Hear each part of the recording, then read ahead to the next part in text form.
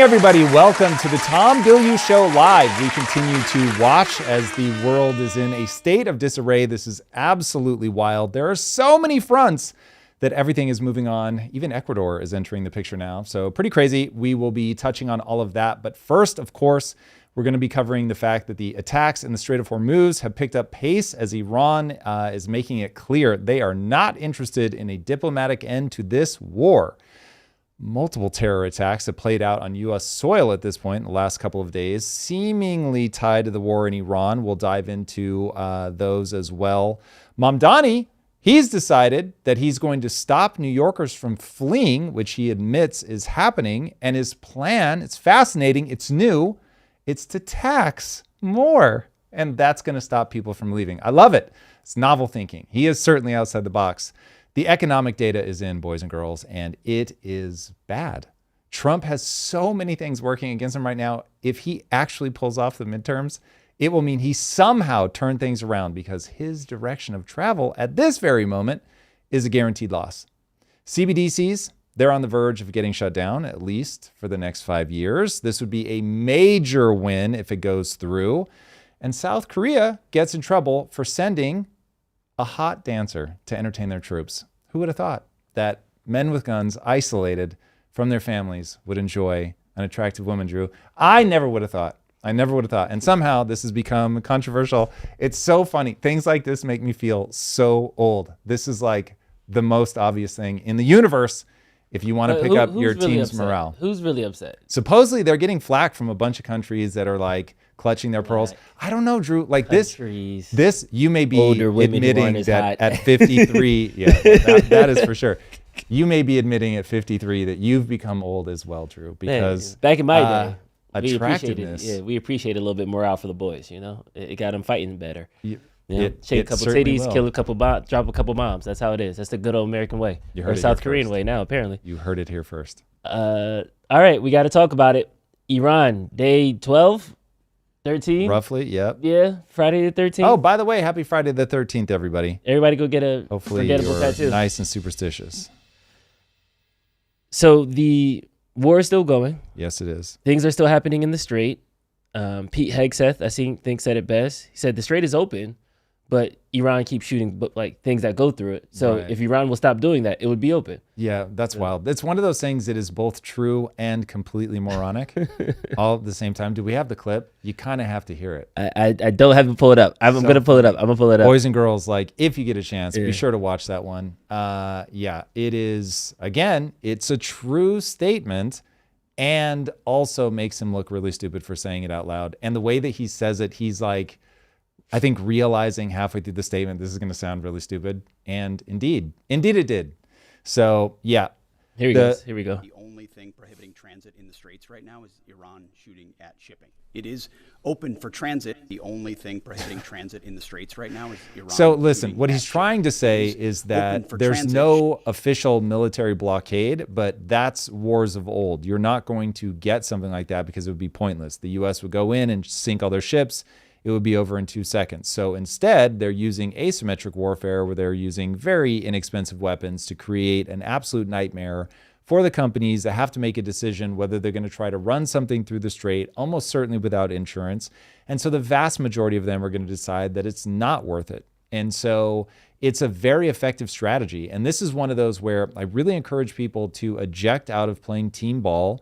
Don't look at the war or anything else, quite frankly, going, okay, I need my team to be winning. I need everything my team does to be the thing that's clever, and I need everything that the other team does to be all stupid things. And instead, realize, one, you can learn a lot from your enemy. And then two, when you're fighting somebody, you want to recognize what are the things that they're doing that are very effective, either so you can just combat it or so that you can figure out what's your version of that. And it's only when people just stand 10 toes down because I'm doing it, it's right, it's smart, and because somebody else is doing it, it's wrong and stupid, and you blind yourself to potential solutions. I came across something, I have a feeling I'm going to be talking about this a lot more, and I probably need to really look at the science, but at the headline level, this is so fitting with my experience in real life. This says the human mind has not been optimized by evolution for changing one's mind based on new information, but instead the human mind has been optimized to win arguments. Now, I have to imagine you guys have experienced this pull inside of yourself. I have to imagine you've seen other people get stuck in these death loops. And that is basically what's on display right here with Pete Hegseth is you start saying something because you're trapped inside of your frame of reference. And as you're saying it, you're like, okay, this is really kind of dumb, but you can't pull yourself out of it. One, you have to be a propaganda machine. I hate that that's true, but it really is true for your public officials, for them to give their supporters the words to use to keep backing them, which is far high utility for them to abandon it. But if you can step outside of that, figure out, okay, what is actually playing out well, instead of trying to win the argument, you try to assess what is actually real. You can move a lot farther ahead. And I think we're going to have to do that if we want to understand how to get traffic going back through the Strait of Hormuz. There's only so many weeks that the global economy is going to be able to tolerate this. You've already got oil prices that are at sometimes above $100 a barrel.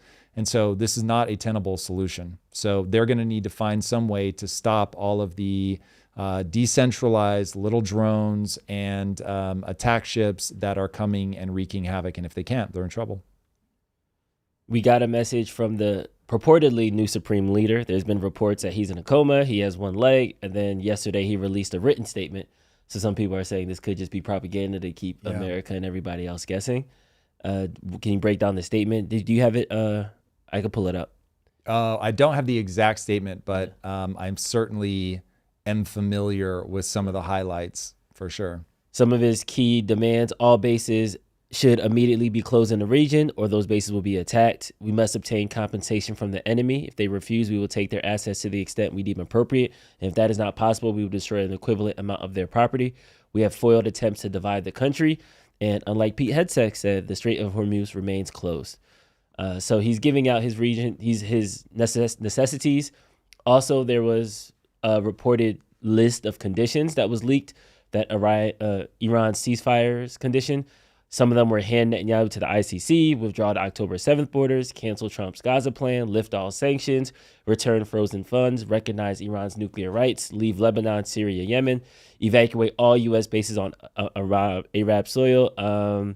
Trump publicly apologized to the supreme leader and again compensate Iran for every sanction ever imposed. So it seems like it's a wish list versus something that actually seems practical. But maybe you could break it down to us and see what's actually going on. Yeah. So the thing that people have to understand right now, Iran has made it abundantly clear that they want the war to continue and that they are not open to a diplomatic solution. I think some people, because of the propaganda here in the US, really believe that they're, on bended knee and, oh, please stop attacking us. That just isn't what's going on. As Drew was saying, a message was read on state TV, purportedly from the new supreme leader, who, keep in mind, some say is missing a leg or legs, is already dead, or at least in a coma. So the odds that this is propaganda, I think, are extraordinarily high. And he says that they're going to hit U.S. bases, seek financial compensation from the U.S. and its allies, or they're going to strike targets of comparable value to what they're owed. This apparently is like the new Zelle, I guess. If you can't pay, then I'm just going to break some of your shit. It's pretty wild. Also, when you think about the fact that this is almost certainly somebody else saying all of this stuff, and which I think is a brilliant strategy, by the way. If the guy's already dead and you make him the new supreme leader, there's nobody left for them to kill. They don't know who to target. Now, of course, that means that there are massive vulnerabilities inside of Iran, because if there's no gravitational center that everybody believes in, it's going to be hard to keep everybody in line. But it also stymies the US and Israel from going in and just killing the next guy. So I actually think this is a brilliant strategic move given the position that they're in. Now, in Iran's defense, they really have escalated their pace of breaking things when it comes to the Strait of Hormuz. So this isn't all just talk. They have laid out their demands, said that they're going to go ham, and they really are from where it actually matters. Okay, so there have been more explosions there in the Strait of Hormuz in the last 48 hours. as they have gone after more ships that are trying to get through the strait. And so once you understand that these guys are specifically attacking the global economy effectively, they know that that's going to end up pressuring the US and its allies to do something about that reality. So this is one where do not put these guys in a box as being stupid or just being completely outclassed militarily. They have cards to play, and they are playing them well in terms of making it untenable for the U.S. to continue executing this war. Now, Israel might be in a totally different camp. They might be more prepared to be alienated. They might, because they're at war, and Netanyahu has already forestalled elections for a very long time.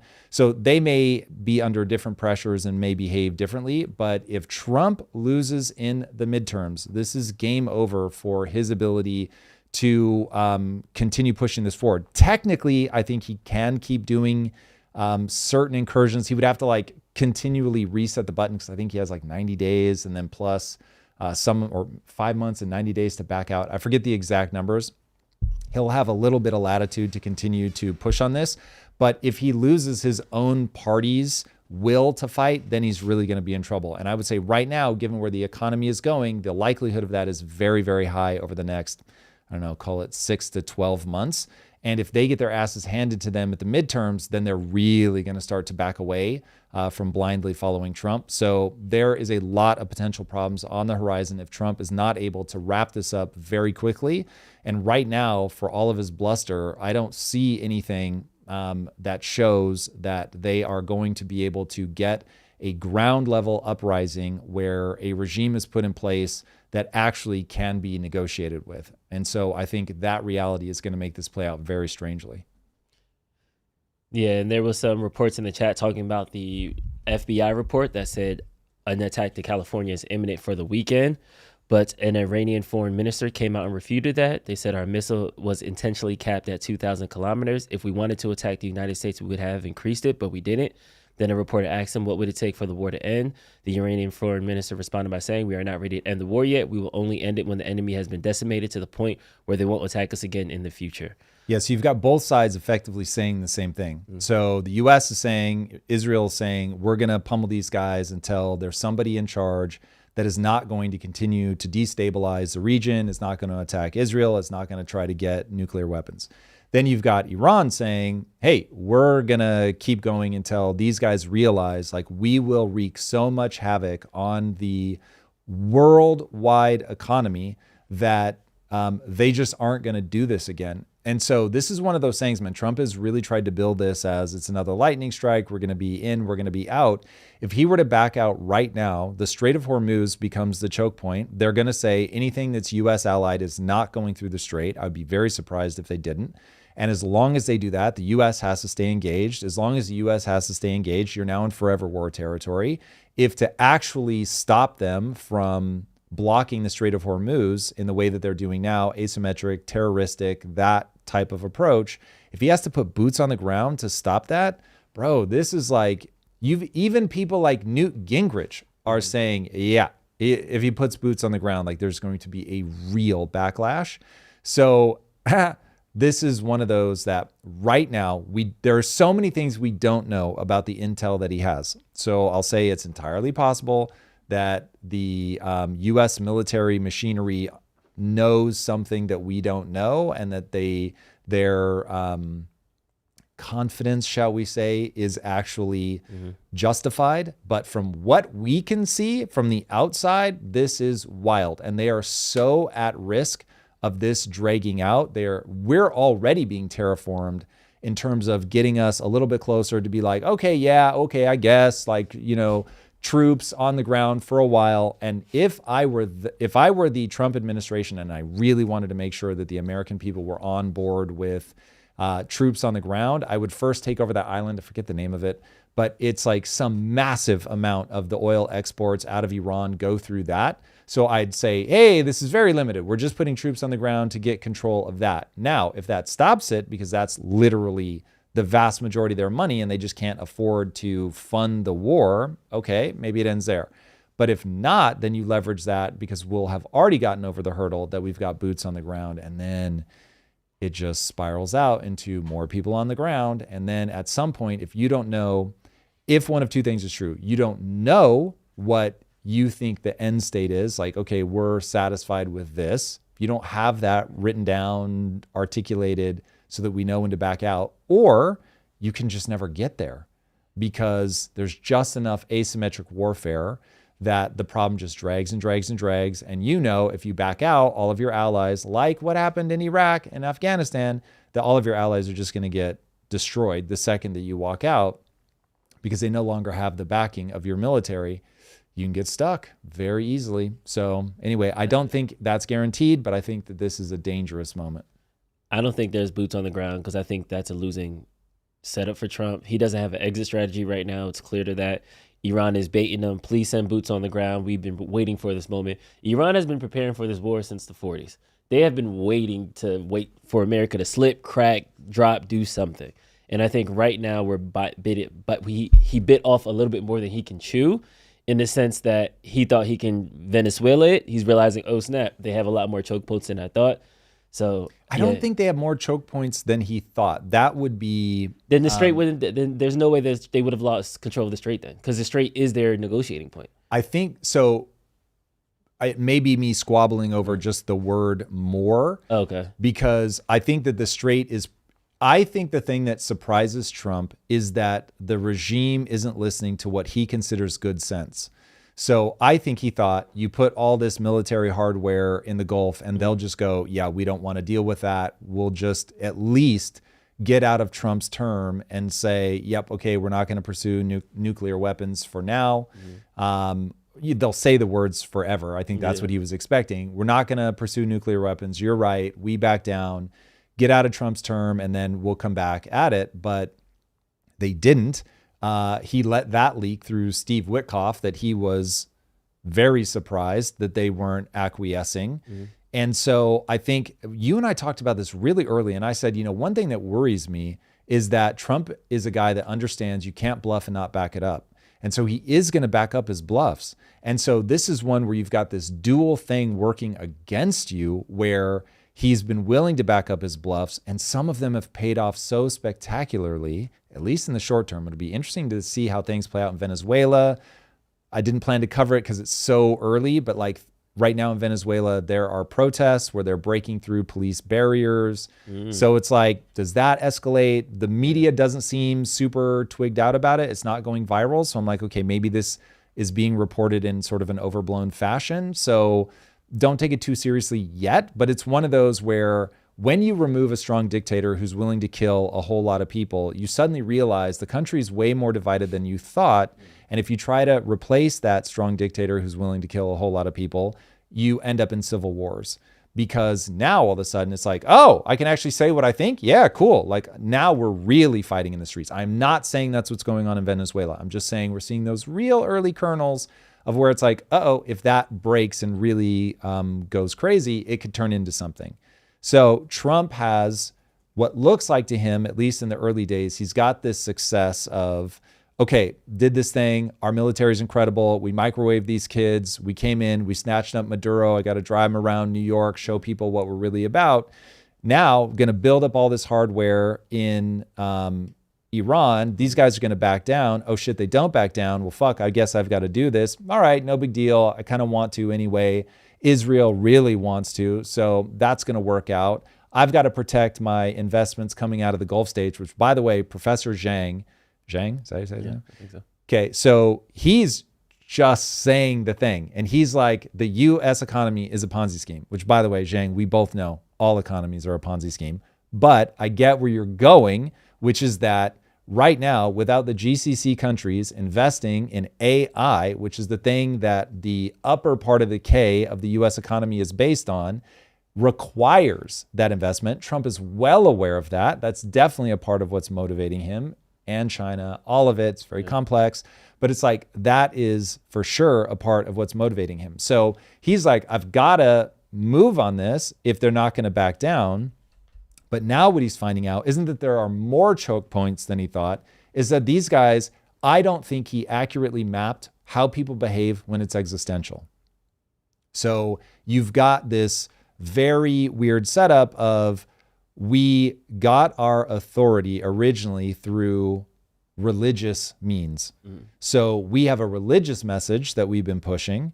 And now all of a sudden, if we back down, our own people are going to rise up against us. So we lose either way. So the only way out for us is not going to be a negotiation. It's going to be to cause so much pain and suffering in our enemies that they don't attack us for another generation. We got to talk about this false flag attack because it's been really popping off in the chat right now. So how did you feel about the FBI's report that California might be attacked? Iran is saying they're not going to attack America. They're just focused on their region. So some people are saying this is going to be a setup. Yeah. Some might say 9/11 Part 2. You caught me with my conspiracy hat on. What's kind of your initial reaction when you heard that report? Okay, so first I will ask everybody to put their tinfoil hats on because this is now very exploratory territory. It looks like this. To immediately assume that something like that is a false flag would be unwise. To assume that the Iranian government is doing anything other than manipulating you would be unwise. But to assume that your own government is doing anything but manipulating you would be unwise. So now you have information coming exclusively from untrustworthy sources. So what do you do when you're surrounded by untrustworthy sources? People fall back on their base assumptions. So if your base assumption is that governments routinely attack their own people in order to build justifications for economic warfare, then you're going to immediately go, this is the US, this is Israel doing something. And you could even, like, if you really want to get crazy, why California? That's something that a lot of people are asking. Cool. If you think your government is doing stuff like this because they want to hurt you, it's like, well, you're Trump, you hate California anyway, so what state are you going to go after? So all of that stuff is based on your current frame of reference. And so this is one of those moments where the only smart thing to do is go, everybody's lying to me. That means I can't trust anything. I need now to seek validating evidence for the things that I already believe. Now, if people do that, you'll at least have a better shot of getting to what is true. So it is impossible for me to say whether any of that talk is to set up a false flag. It's certainly possible, and governments have done it many times in the past. But at the same time, I don't immediately go there when Trump does not seem to have any problem just continuing to prosecute this war. So this is one where we have to take it as it happens, try to get as much, like if an attack happened, to try to figure out, okay, what do we know? What can we track back in terms of like journalistic scrutiny? How do we get the information that we need? How do we put it together? Making sure there's no censorship, making sure that the information is finding its way to the public so that we can parse through it, applying like likelihood of truth to different things, letting the public debate this kind of thing. It's going to be the only way. But it will always be messy. There will always be question marks, and there are always going to be people that entrench down into their beliefs based on emotion and not evidence. And so from a this worries me standpoint, it definitely worries me because this is ultimately going to become a battle of narratives. But if you find yourself feeling utterly convinced in any direction at this point, be afraid, because there just isn't enough information for people to have that level of certainty. A lot of people are asking in the chat who would benefit from a false flag attack. Allow me to put my conspiracy hat on because I wear it proudly. I think that the Republican Party is trending badly in the polls. I think that just like after 9/11, this can give the hoorah-rah in the valley. That's how George Bush got a second term. So a lot of people are saying this could be a political win for Trump. There's also money always to be made, insurance payouts, things like that. But then it would also justify boots on the ground in the region, more military spending, increased expenditure to there. So money seems like a dirty answer, but it's money. And why does that seem like a dirty answer? That's one of the most profound answers you can ever give to any question. I'm glad you said that. I'm glad you said that. Because some people think like, no, you wouldn't kill people for money. And it's like, people die for money. Who says that? Because people think politicians are virtuous, Tom. That's why. That's why. What? There's people in the chat who still think Trump cares about me. He's fighting for me. He's doing this for me, guys. He cares about me. Here's the right way to look at a politician. Is fighting for you in his best interest? Because if it is, he actually will fight for you. If it's not in his best interest, then he will immediately stop fighting for you. And as long as you understand that is universally true about politicians, then you'll be fine. You'll be able to navigate this well. But I feel like I've really tried to convince you guys that at the bottom layer of virtually everything is economics.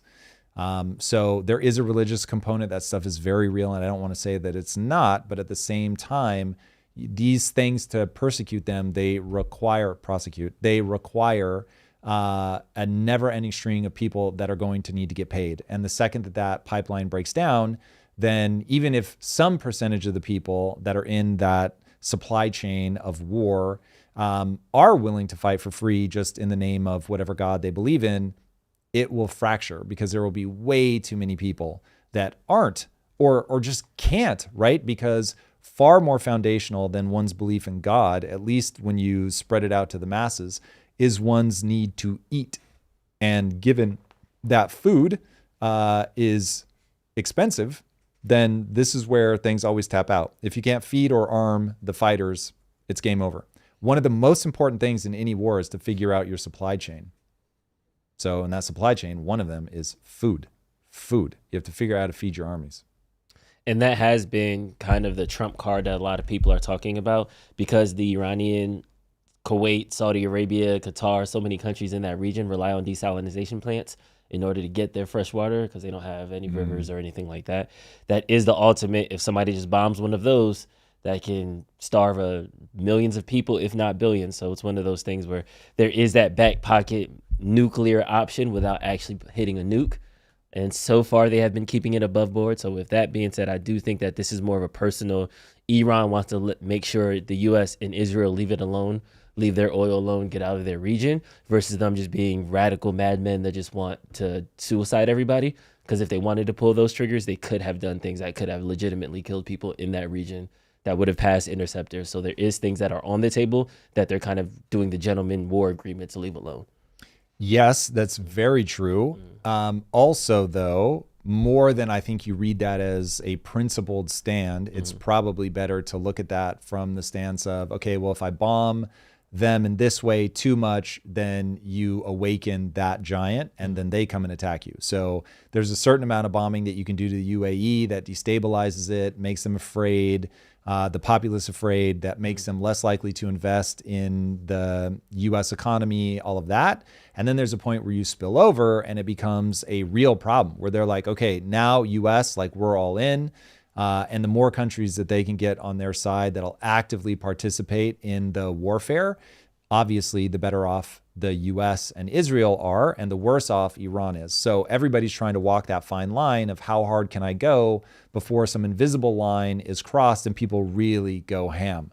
And you would think that, the kind of warfare that we're seeing is already enough for that. But it's really not. So everybody's got that line where it's like, oh God, I know, yes, you've killed a couple dozen people, but that's not the kind of thing that's going to pull us all the way in.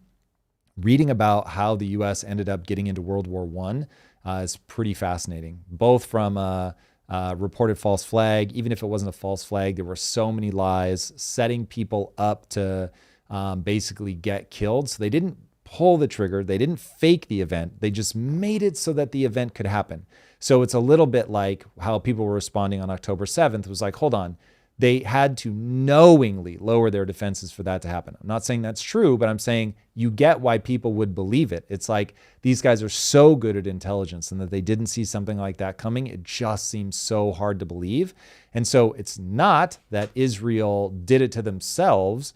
It's that they made it possible so that it could be done. Again, I am not putting that forward as a true thing. I'm just saying it becomes easy for people to believe in that if their priors are that they already believe things like that. So that's another way that we could find ourselves in a dark situation, is that you just back off just enough that something becomes possible. One more thing. I said earlier that Iran's been preparing for this since the 40s. I meant for the last 40 years, since the hostage situation in the Jimmy Carter. I wondered if I should say something Yeah, about that was on me. Thank you for pointing that out, but that was a misspeak. Last thing, Iraq had 40,000 guys in tank tops, wife beaters, and in the caves in hijabs. And it took us 9, 10, 11 years. Iran reportedly has an army size from 800,000 to 1 million. How do you think this whole thing wraps up? Well, so Iraq and Afghanistan need to be teased apart. So Iraq was probably a little bit different than that. They had a lot of material support from Iran. So that one was always going to be tough. It's urban warfare. You've got a society that really is divided. I'm thinking about doing a deep dive. It will fail. There's no question. But this one might be worth doing a deep dive on, did Iraq come out better than they went in from that whole exchange? Not that it was worth our blood and treasure. Almost certainly it wasn't. But did it actually come out better? Now, Afghanistan, it would be, I think, very hard to make an argument that that came out better. And that one is the caves and all of that.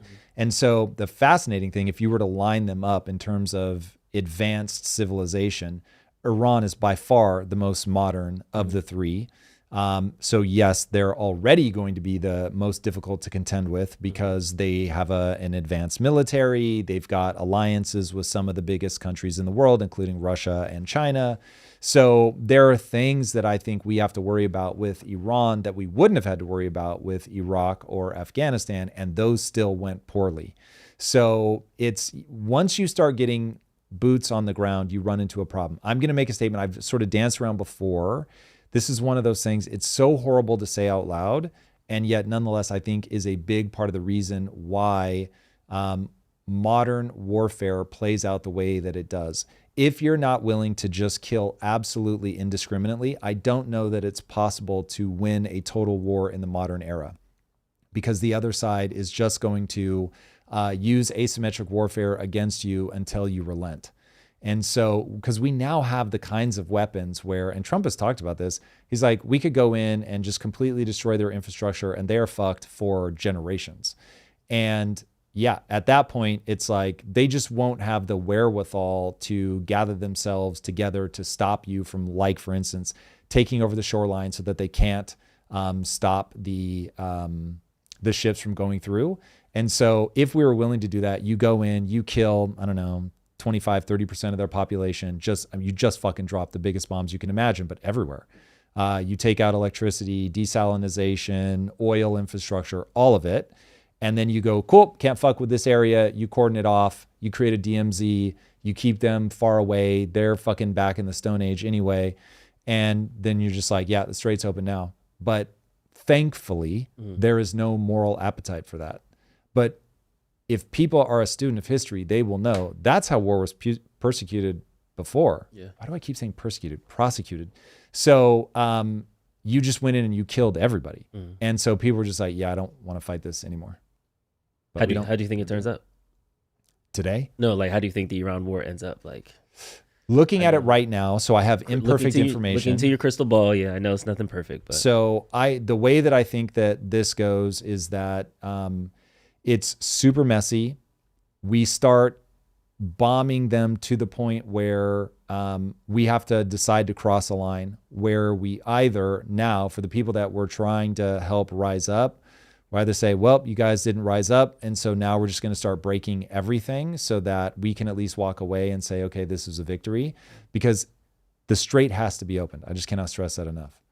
And they're going to keep going until the strait is opened, because the international outcry, the impact to the economy, the global economy, that is just a non-starter. And so one of two things will happen. Either countries will start lining up with Iran and saying, okay, cool, we relent. We're on your side. That puts enough pressure on the U.S. that the U.S. backs off. There's some sort of uneasy diplomatic solution where,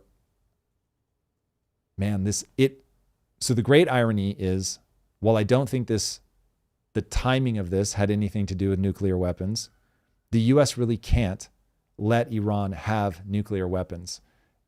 So either, all right, I'll plant an official flag. This is me thinking out loud, which is always super dangerous. But I think one of two paths will play out. Either Iran breaks and the U.S. backs away, and you get the uprising and we see a democratic Iran, or this really drags out into a war to which I don't see an end.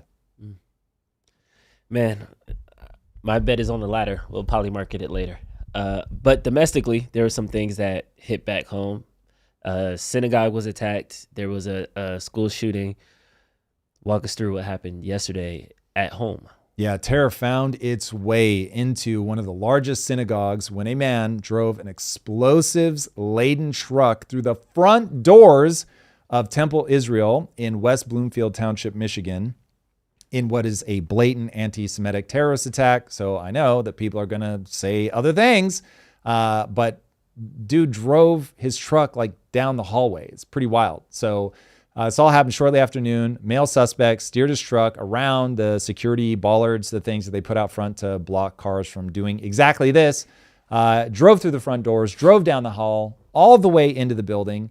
Thankfully, the temple was expecting something like this, which is sad. But they had security guards, armed security guards. They were waiting, and gunfire was exchanged between the security and the gunmen. And the suspect that crashed his vehicle in was killed before he could even get out of the vehicle. The car ends up catching fire. Ultimately, the whole building catches on fire as well. In fact, 30 law enforcement officers were hospitalized for smoke inhalation after clearing the building. One security guard was actually struck by the truck. He was knocked unconscious, taken to the hospital. He's expected to recover, but damn, when you get hit by a car and knocked out, it's not ideal. Thankfully, every one of the 140 kids that were inside got out safe. So did all the teachers and staff. Now, investigators found mortar-type explosives loaded in the back of the vehicle. So clearly, this guy had intent to go buck wild. And the question is, why? Obviously, targeting Jews. And it's being widely reported, though it is still unconfirmed. So I don't know that this is true, but true or not, it's a powerful reminder. So what's being widely reported is that the suspect had children. They were in Lebanon, I believe, and they were potentially, if this is all real, killed in an Israeli airstrike in the last couple of days. Now, again, that detail hasn't been officially confirmed, but if it's true, it serves as a powerful reminder of how war radicalizes virtually everyone that it touches. If we think that we're going to be able to go to war with Iran, drop bombs with good intentions or otherwise, and get out of this without people being radicalized, that is really a miscalculation. Now, I want to be very clear. Nothing justifies what the man did.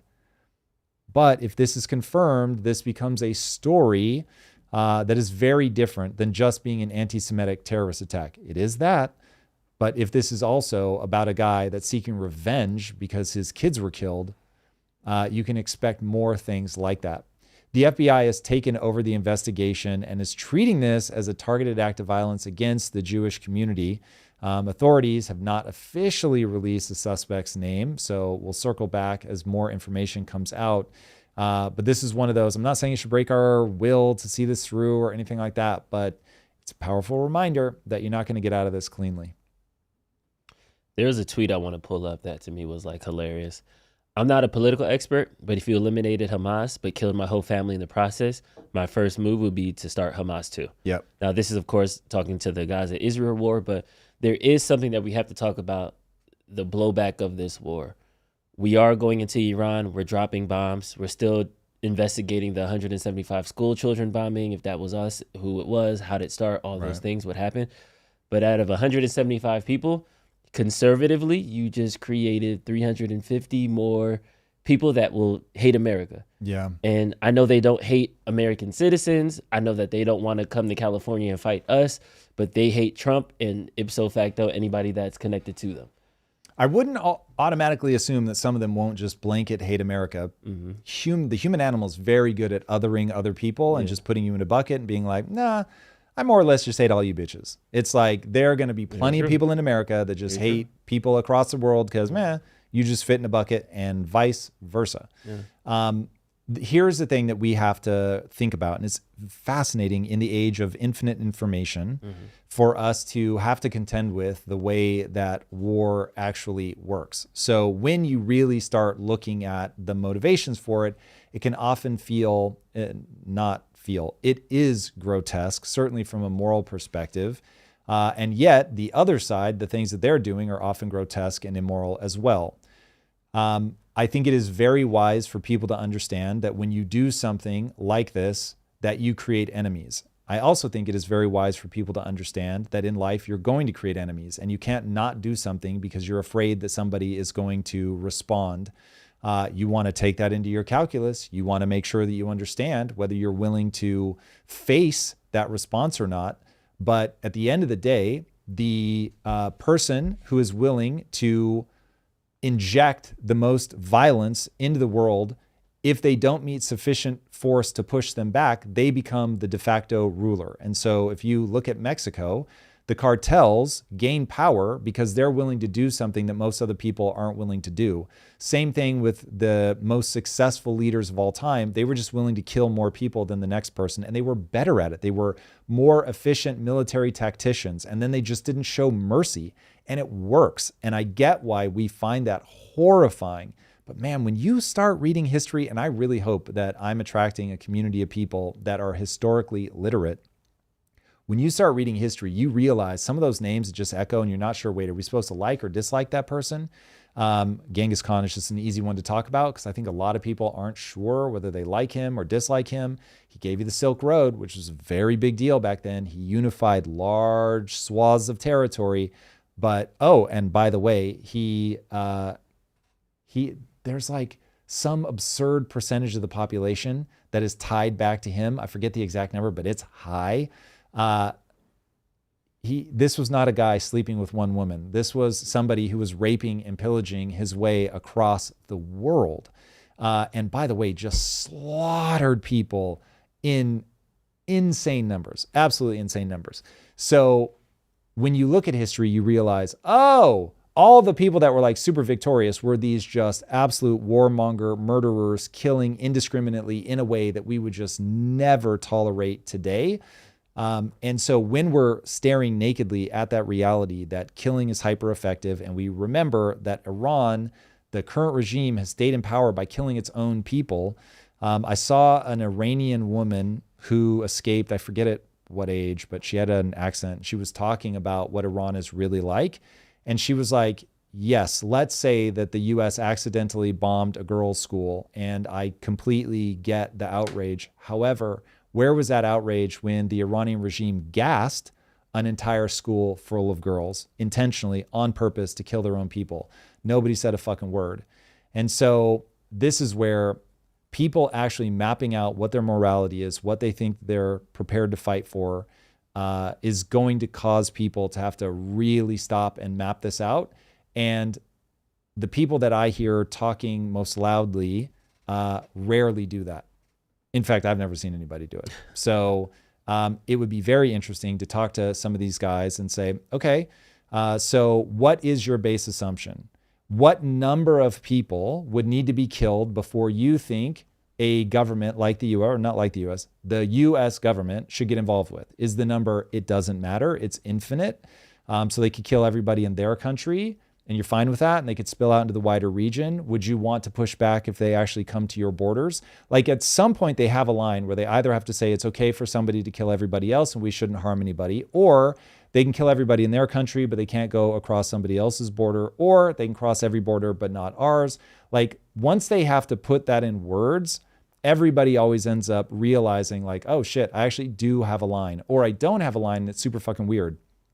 But what will people do instead? They're going to, it is a really common trick for people that talk for a living to start moving the conversation on to something else. It's really obnoxious in debates. This is one of the reasons why if you ever see me like moderating a debate or sitting across from somebody that I don't agree with, what I'm trying to do is map out their base assumptions because I want them to say it out loud. I want to know, what is that foundational belief from which all the words coming out of your mouth are based on? And the professional chattering class is really good at moving away from that question, either because they don't know, they've never actually taken the time to map that out, or they know that if they say the words out loud, it's so gross that they'll lose all credibility. But yeah, it's tough. Yeah. And then we got to jump over to Virginia in ODU, where a former official ISIS supporter did a school shooting as well. That seemed like that should have been flagged or something, but who am I? I'm not Bro, a justice. I'm Before not a system. before we begin, I'm just going to confess my bias. This touches something in my soul.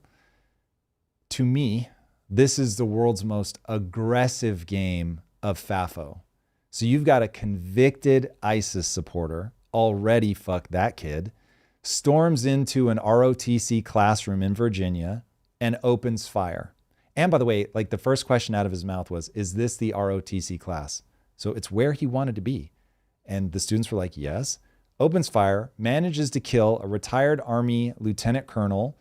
And then the students promptly beat that motherfucker to death. To death. Now, it's unclear whether the students stabbed him to death or killed them with their bare fucking hands. But guess what? Challenging a room full of military hopefuls is not a smart strategy. And I fucking love that they beat this guy to death. This is the fantasy. If you're like me, where somebody comes in and wants to do people harm and they're just like absolute hard fucking pass. So a couple more people ended up getting wounded. This all happened in Old Dominion, the university in Norfolk, Virginia, if I didn't cover that. And the now deceased killer was 36-year-old Mohammed Baylor Jallo. I don't know, Jallo. I'm not sure exactly how you pronounce that. He was originally born in Sierra Leone, but immigrated to the U.S. and became a naturalized citizen. Unfortunately for him, obviously he went into the wrong classroom. Now, the crazy thing is he wasn't unknown to law enforcement. He was a former Virginia Army National Guard specialist who pled guilty in 2016 to attempting to provide material support to ISIS. He had told a government informant that he wanted to carry out an attack modeled on the 2009 Fort Hood attack. And he ends up buying an AR-15. He tries to send $500 to ISIS. He's then sentenced to 11 years in federal prison. This is back in 2017. But he was released in December of 24, more than a year early. And at his sentencing, he lied and told the judge he was disgusted by ISIS and deeply regretted his actions. But clearly, he was just biding his time. Now, the victim, the guy that he killed, was Lieutenant Colonel Brandon Shaw, who's a retired Army officer serving as the ROTC professor of military science. He was killed at the scene. Then 2 other ROTC members were wounded and hospitalized. Now, the FBI's special agent in charge put it plainly. The ROTC students showed extreme bravery and courage, which I agree with. They subdued the guy, and this is in the FBI's own words, rendered him no longer alive. We've got to show this clip. Watching her try to say what happened without saying what happened was hilarious. But he was not shot. We know that. So we'll see if we can pull that up quickly. Now, beyond that, authorities aren't saying exactly what happened. I'm not sure why they're being coy, but the students made it clear that homeboy had picked the very wrong classroom. All right, here she is. This is from the FBI. There were students that were in that room that subdued him and rendered him no longer alive. And so they basically were able to terminate the threat. So he was Rendered him no longer shot. alive. That is like He was not the shot. weirdest way to say that ever. But yeah, goddamn, man. I'm here for that. I'm here for that. If somebody comes in with a fucking gun, bro, game over. Now, everybody knows my heart bleeds for immigrants. I am team immigrant. I want everybody to be here.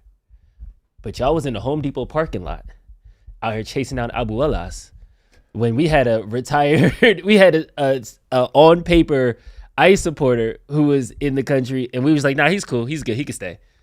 And, hey, man, y'all got some explaining to do over there. I don't know. MAGA, I need some receipts. I need something. How he fall through the cracks? This is one of those where he's a naturalized citizen. So America's going to have to like really contend with this. Drew, the thing that I think we're going to be contending with over the next several years, which means you and I are going to end up talking about it.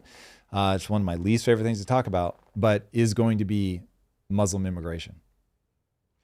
I know we because the audience feels a type of way about this. I've seen the comments to the Raymond Ibrahim interview. Either people get it and they understand he was released under Biden, Drew. Oh, that's not the point that I'm making. The mass deportation started under Trump. So everybody's talking about we don't want to be too Islamophobic. We don't want to be too racist. So I understand that we have to tease out those two things. I understand that just because there is a certain religion that can be turned into terrorism, there's been terrorist Christians, there's been terrorist Jews, there's been terrorist Muslims. So by no way does the religion equal radicalization. Disclaimer, we get all that. However, I just feel like there's certain people that you should be on watch list. So there's certain people that, okay, you have a pattern of doing this and you immigrated here. I think you should lose your immigration status. We were literally kicking people out the country because they were supporting Gaza over Israel, but the ISIS supporter, again, slipped through the cracks. So as a policy, I feel like if you support a international threat, nationalized or not, that's something that I can say, hey, you should lose your citizenship for that. I think that's bipartisan support. I think we can all sign on the dotted line about that. I think you will be shocked that they won't all sign on the dotted line. Now, can you get me on board with that? We'd have to get really specific about what we're going to do to denaturalize somebody. If you're convicted of something like that, I'm totally for denaturalizing that person. But they need to be convicted. You want to talk about needing due process, all of that. And yes, I get that that could get very expensive. It just is what it is, man. You can't just like start drop kicking citizens out of your country. That's not an America that I want to be a part of. At the same time, like we are going to have to be very honest about how much values matter. And if you've got a group that has a wildly disproportionate likelihood of becoming aggressively anti-American values, then I say you got to pump the brakes on letting them immigrate for sure. So, but that means that people that are otherwise just good people, they're going to get blocked. And I hate that that's where we're at, but that is going to be the debate. I'm about to go like 1v16 in the chat because I'm getting hit from all directions, and I have time today. Or Drew, because you guys are saying ridiculous things. Somebody said, that's ridiculous, Drew. Who is the arbiter of who's a terrorist or not? The person that's convicted for being an ICE supporter. Yeah, 12 jurors. That's what I mean. I feel like this is not allegedly we read his tweets and then we're throwing him in jail. This is no, you went to jail because you tried to send money to ICE. I think everybody and you said to an undercover agent that you wanted to do another massacre, went and bought an AR-15 and tried to send money to ISIS. Like, bro, at some point you got to be like, hey, let's just flip it around and say this was school shooter vibes and that kid had done all that and still went and shot up a fucking school. I think we'd be like, okay, we got a problem here. So yeah, this is where people need to, this is why people need to map out what are my lines. Everybody has lines. You have a line. Where is it? Document it. Then, okay, cool. Build your argument. Say, this is what I think. This is where I think people should have their line. Make your most persuasive argument. See how many people you can win over to your side. I love it the most. But just coming off the top rope with emotion and not saying, okay, this is exactly what I think we need to do. I think right now, rough swag, Drew and I are both saying, if you've been convicted, okay, now we're talking denaturalization. Yep, we're here for it. If you haven't been convicted, then no. Pump the brakes. Much more to debate, talk about, et cetera, et cetera. Now, that's just us coming at it quickly. I'm sure if I thought about it even more, maybe I'd have an even more nuanced line. But yeah, assuming that. I did fractal. You were teeing up. We have to talk about Muslim immigration, just in general on a larger scale. So I know in the UK and Europe, they're feeling it a bit more because smaller population sizes, it's been higher immigration rates. It hasn't really hit America as large yet. What do you think is the coming, I don't want to say reckoning, but what do you think is the coming realization that the West is going to realize? I'll give it to you as naked as I can. The West has lost belief in itself, is no longer even we don't have shared values within our own countries. Because we don't have shared values within our own countries, we don't have a very clear set of things that we would fight and die for. We're not having babies because the wealthier you get and the more, I hate that this one's true, but it is, so here we go. The more you educate women, the fewer children are had.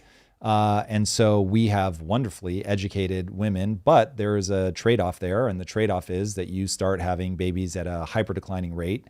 And now you're going up against a culture, and I think it is it is critical that people understand this is a culture. This doesn't have anything to do with a race.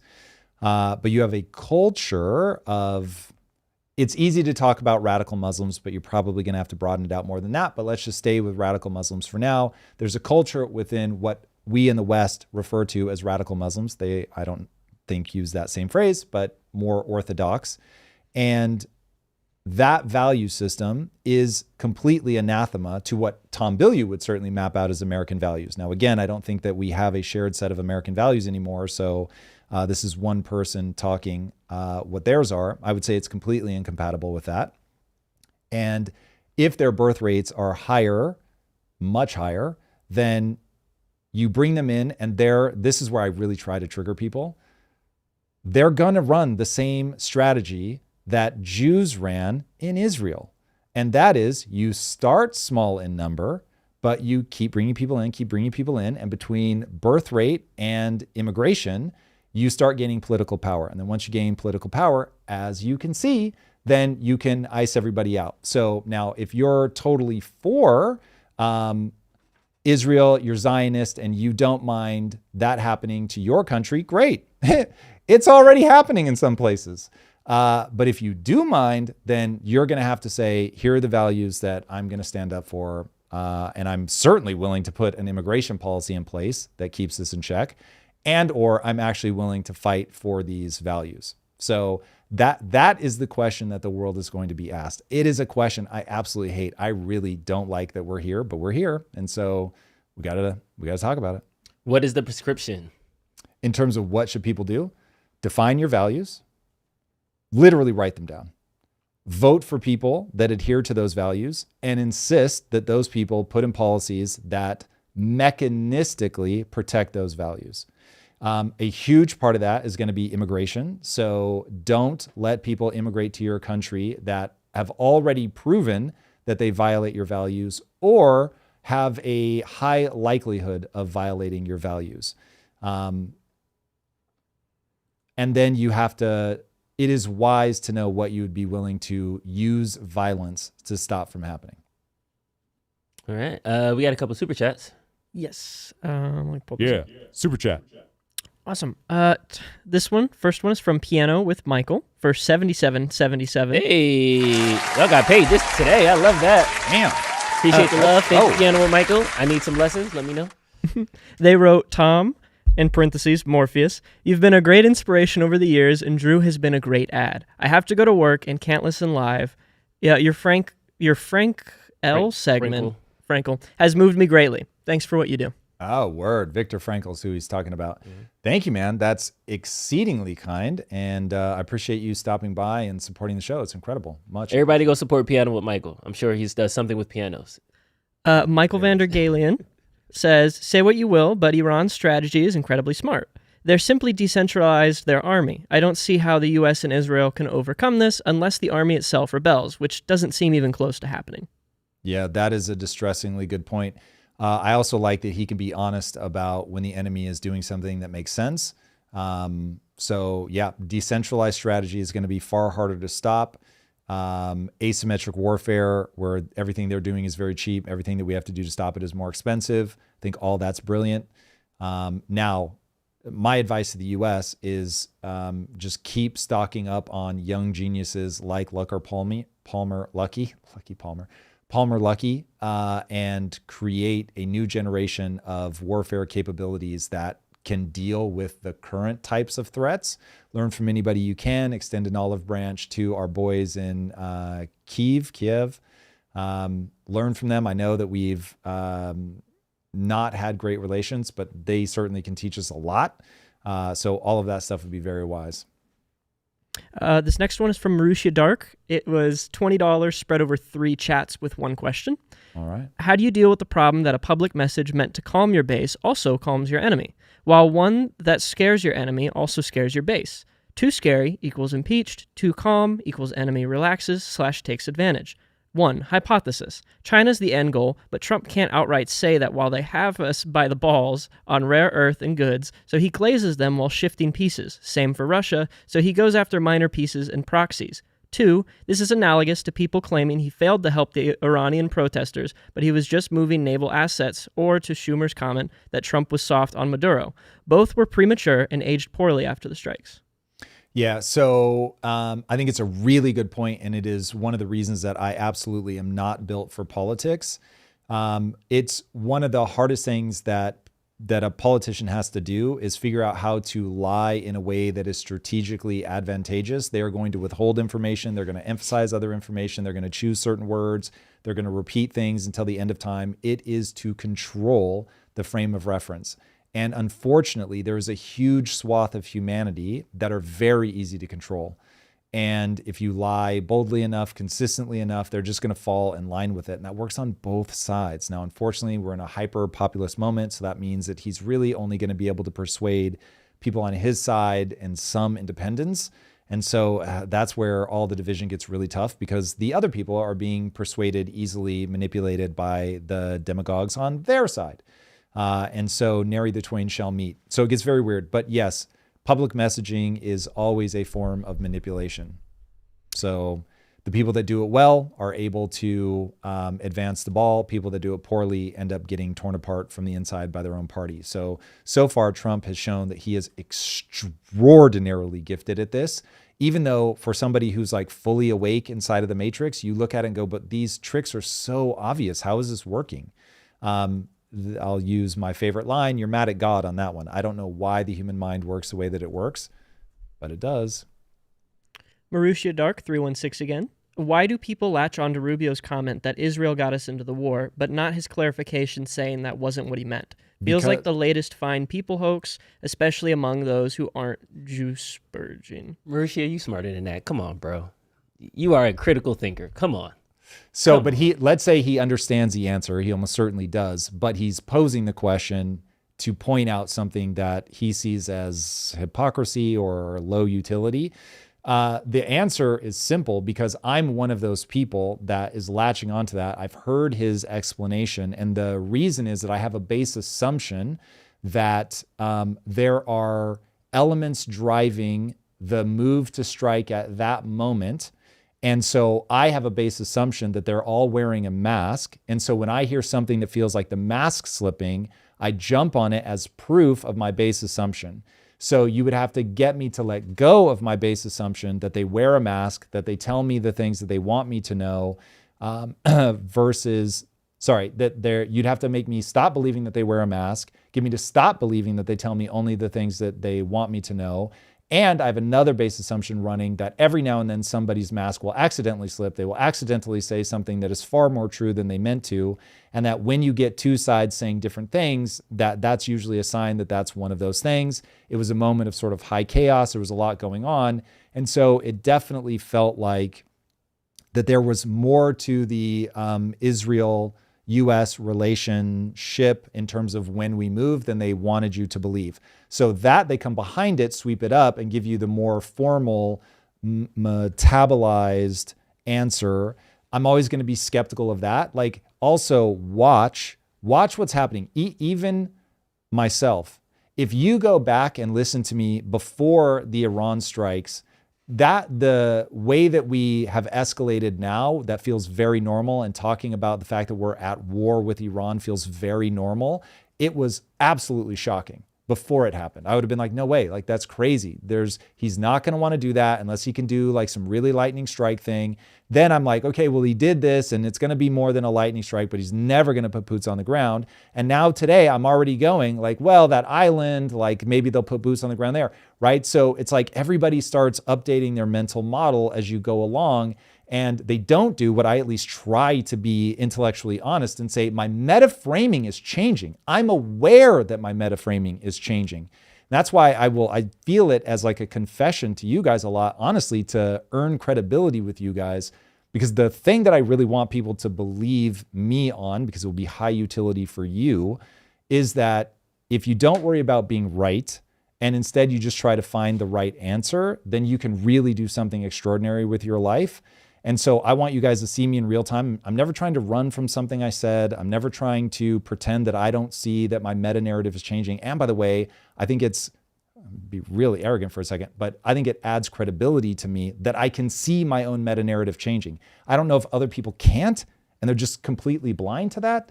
But anyway, so I think you put all of that together, and that is precisely why people do that. Hate speaker Sargon of Akkad with a $50 super chat. Wait, Hey. what's his Super chat. hate speaker? Hate speaker Sargon of Akkad. Because Sargon of Akkad was that guy, I forget his real name, but he's like a British guy. He's now part of the Lotus Eaters, I think. So I wasn't sure if it's a reference to him or the real. Anyway. I don't know. I knew someone was going to say, but they do it too. Sam Harris has the inside track on this issue. We're essentially fundamentally incompatible groups. And I think this was in reference to the They school do it shooting too? story. Who's That the would be my they? guess.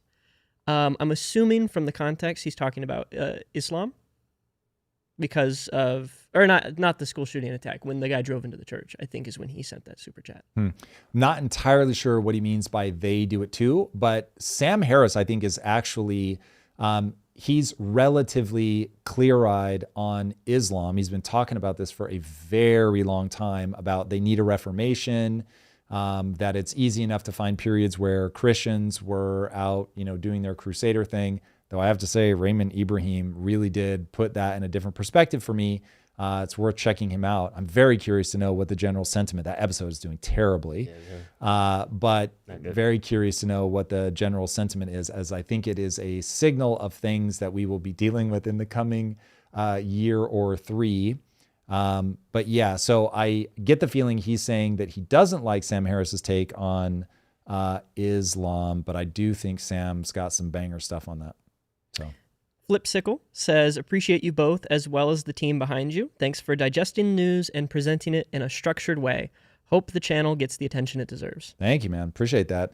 Yeah, we are doing everything we can. We're growing. So Shout out to G, fingers shout out crossed to it Ryan, keeps shout out going. to Eric, our behind the scenes crew. Thank facts. y'all. By the way, if you guys don't know, Ryan also edits our clips, and our clips channel is doing very well. You guys should go subscribe. It's small compared to our main channel, of course, but the growth rate is much, much faster. So by all means, check that out. Would be wonderful to have you guys seeing some of the stuff that we clip out. Blake Bullion 8198 says, during the war and immigration issues, a pause from certain countries / people of different scent values is needed. Anyone already here legally is okay until proved guilty or highly suspected based on factual information. Yeah, that's a smart way to approach it. Unfortunately, you will get crazy backlash against people that are already here. So if you think about what happened when COVID kicked off and all of a sudden Asian people were just getting punched that weren't even Chinese, and first of all, blaming an average Chinese person on the street for something, even if you could be convinced that the US didn't play a hand in what was going on with the gain of function research, which we almost certainly did. But even if it were the Chinese government doing it, to go punch a random Chinese person on the street is wild, especially when they might not even be Chinese. So yeah, the average person is wacky. So brace yourselves. Unfortunately, there's going to be a lot of collateral damage as we sort through this. Things that are just absolutely morally abhorrent. It is not going to be fun, but we have to deal with it. Border crossing are at 0, right? So And the last super chat for now. Every now and then, Drew just bites the pin out of that grenade. He's like, here you go. Last super chat for now comes from Sequoia Hall 1695. I encourage everyone to watch Bernie Sanders' interview with the Finnish ambassador yesterday. May give you a more clear picture of social democracies. By the way, have you done a per capita analysis of world impacting companies created? I have looked at that. And so there are countries that are higher than the US, but that argument, while it is a valid thing, nobody should run from it. You should look at it. However, when you look at the number of big companies in these countries, let's say that, I don't know that this is true, but it's directionally very close to 100% accurate. Let's say Finland, Norway, Sweden, they've got like 10 to 20 billion-dollar companies. And then you look at America and it's like 300. So yes, on a per capita basis, they might be doing better, but they cannot get the momentum going. So you could easily attract more people to your country, but you don't.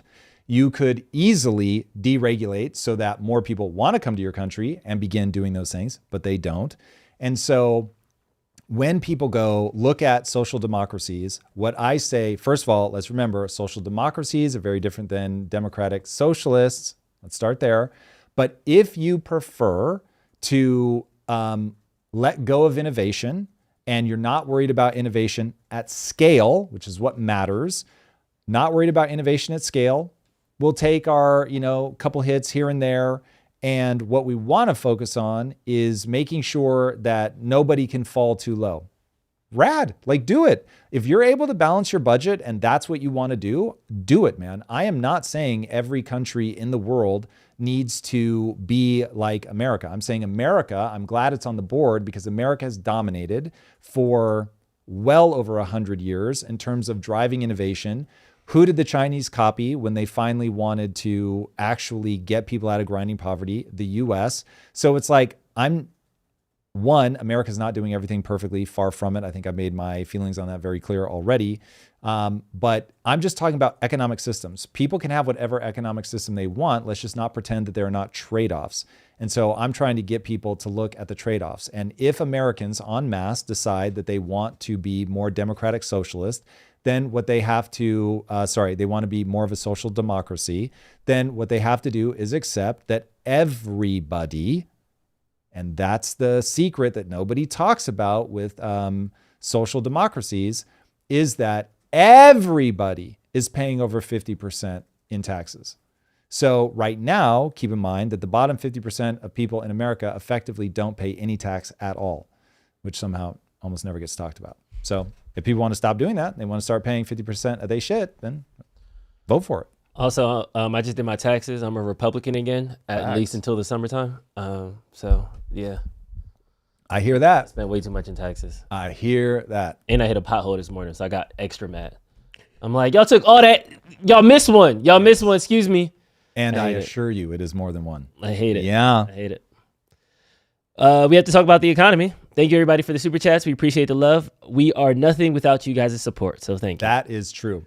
And Frank, yes, I am well aware that AI is going to change things, but you're trying to map AI onto the current system, and it won't work like that. AI is going to radically upend our current systems. And so a lot of the things that we're talking about in, call it 7 years, just aren't going to matter.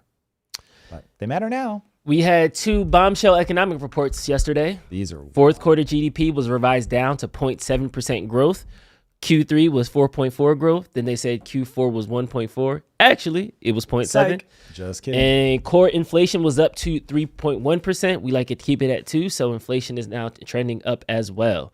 Break it down for us, Tom. It is no bueno, boys and girls. Two economic reports dropped this morning. Neither is good, and together they describe a scenario that Trump should be extraordinarily worried about, because if he does not get this resolved, he is cooked in the midterms. Cooked. And the Federal Reserve is not going to be able to help him fix the things that are going wrong right now. Here are the stats.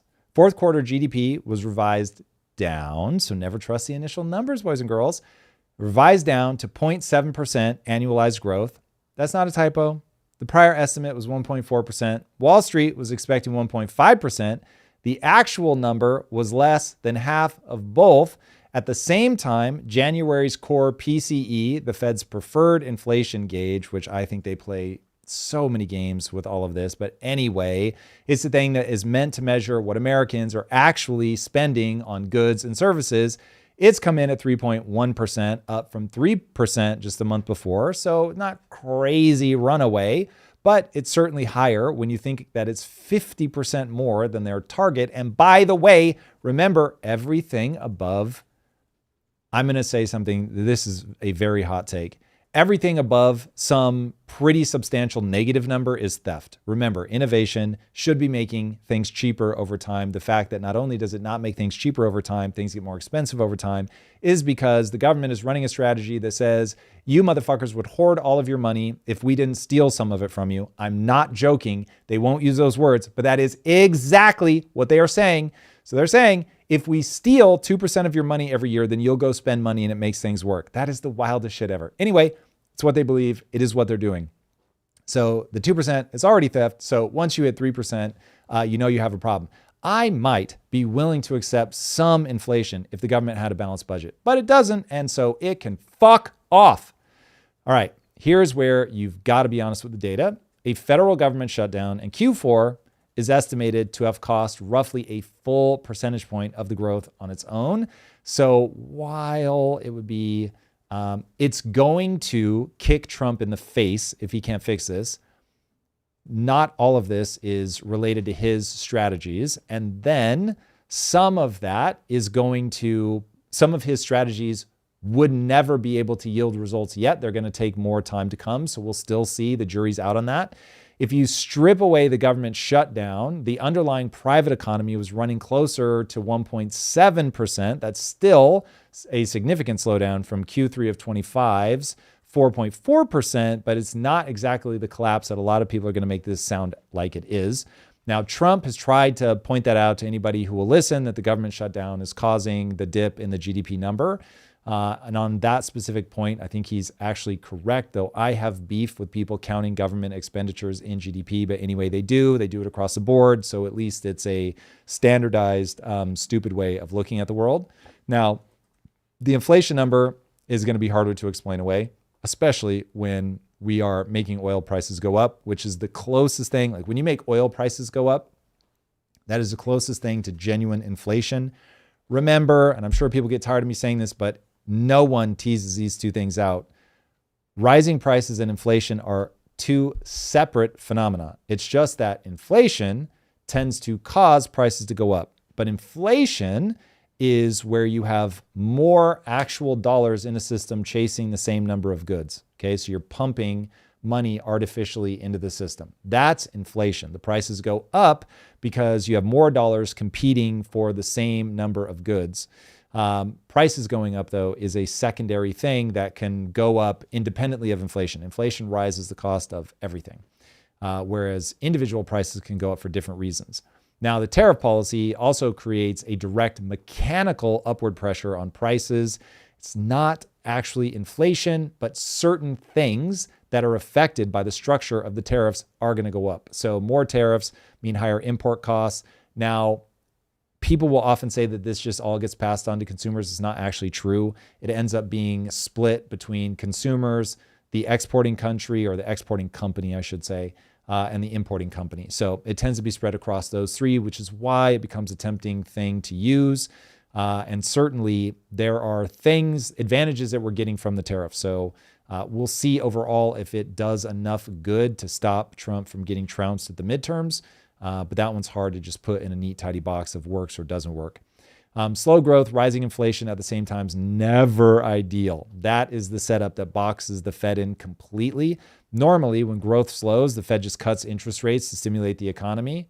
But you can't cut interest rates when inflation is still running at 3.1%, though they'll probably still do it if they have to restructure their debt. We'll see. If they can lower the value of the dollar enough, they may not have to do it. We'll see.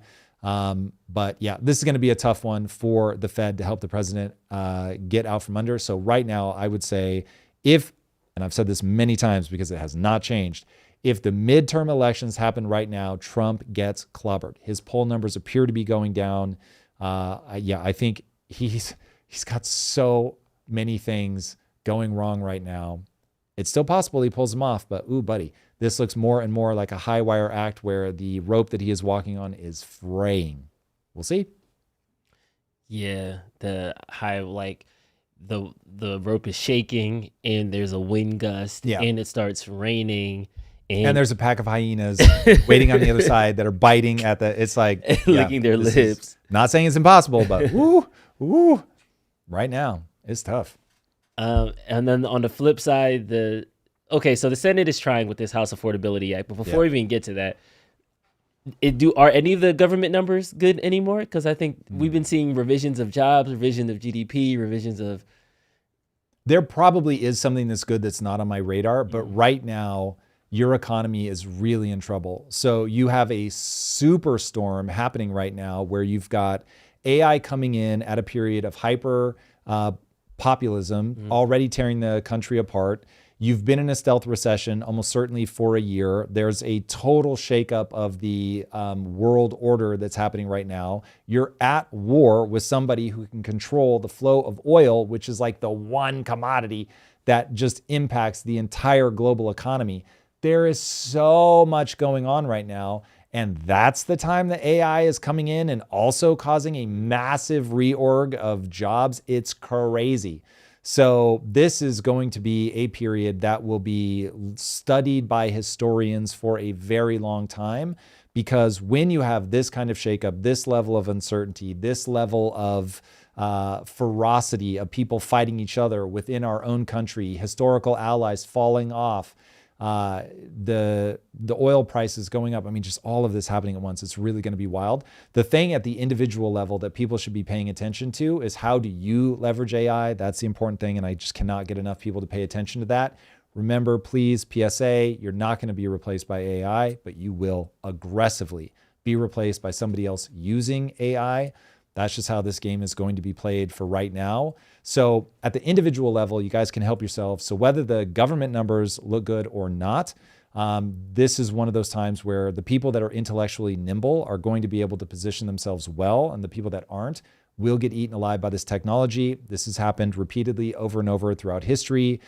You've got the Industrial Revolution, the Great Electrification, and then the Great Internetification. All of them had like hyper predictable results. We're going through the AIification of everything right now. And it's certainly possible that the AIification only lasts for, call it 5 to 7 years, and then AI just takes everything over and humans are irrelevant. But you still have to live through those 5 to 7 years. So I wouldn't just focus on the sci-fi of it all. I would really ground yourself in what's happening right now. And I think people are just panicking. Drew, one of my biggest fears is people break emotionally. When I was in the mindset phase of my life, one of the things I was really trying to get people to understand is just don't quit. Just don't quit. Most people break emotionally. So like when I got into business, I didn't know anything about what I was doing, constantly getting kicked in the face. You make stupid mistakes all the time. And then if you stay in it, you learn from those mistakes. I was just having a conversation with Andrew Press, who you know well, but is our COO. And we were talking about the first year and a half, maybe almost 2 years of game development. And we were just talking about the numbers. And it was hard to hear. It was very hard to hear. And I was just like, God, I didn't know what I was doing. And he was being so kind. I don't need the reminder, but he was being very kind. And he was like, yeah, but like, you learned a lot. We came out with a lot. And I was like, yeah, 100%. I don't look at that as game development. I look at that as 2 years of paying tuition to learn how this thing works. And School of Hard Knocks. Yeah, if I had given up, it is quite literally the period of my life that I'm most proud of, because it was so grueling, and it felt like the entire company was at risk, and just everything was riding on weathering that storm and getting to the other side, and end up realizing, I really don't quit. And if people could develop that skill and say, okay, AI is going to disrupt everything. AI is going to make a lot of things that they thought they knew just completely irrelevant. Things that they thought were their moat just are going to go away, no moat there. But that there is this incredible opportunity to engage with that thing, to learn, to know that you're going to be weird, awkward, fumble a lot in the beginning, but then on the other side of that you can really do something extraordinary. It is the gift that I'm always trying to give to people. It's what I shorthand to what I call the only belief that matters. The only belief that matters is that if I put time and energy into getting better at something, I will get better. But okay, I want to double click on that, because literally somebody close to me yesterday, they said it without saying it, that they were giving up on their dreams. What happens when your dreams don't matter? LA's hard. A bunch of people are moving out. So there's a lot of people who are holding the L as they kind of like driving they road trip back home.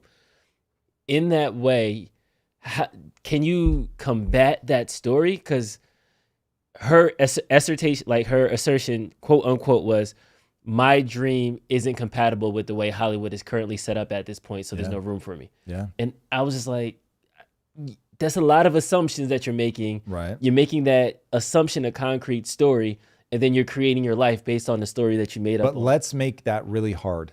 And let's say that is true. So this is how I felt when I was trying to break into comics. And I realized, the fundamental structure of this does not work for anybody other than a solo creator who's going to do everything themselves. And it's one roll of the dice of, I make it into the top 10 and I'm making money, or I don't make it into the top 10, but at least I love telling the story and I've got an audience of 100 people and I'm perfectly satisfied. For somebody running it like a business, neither of those work.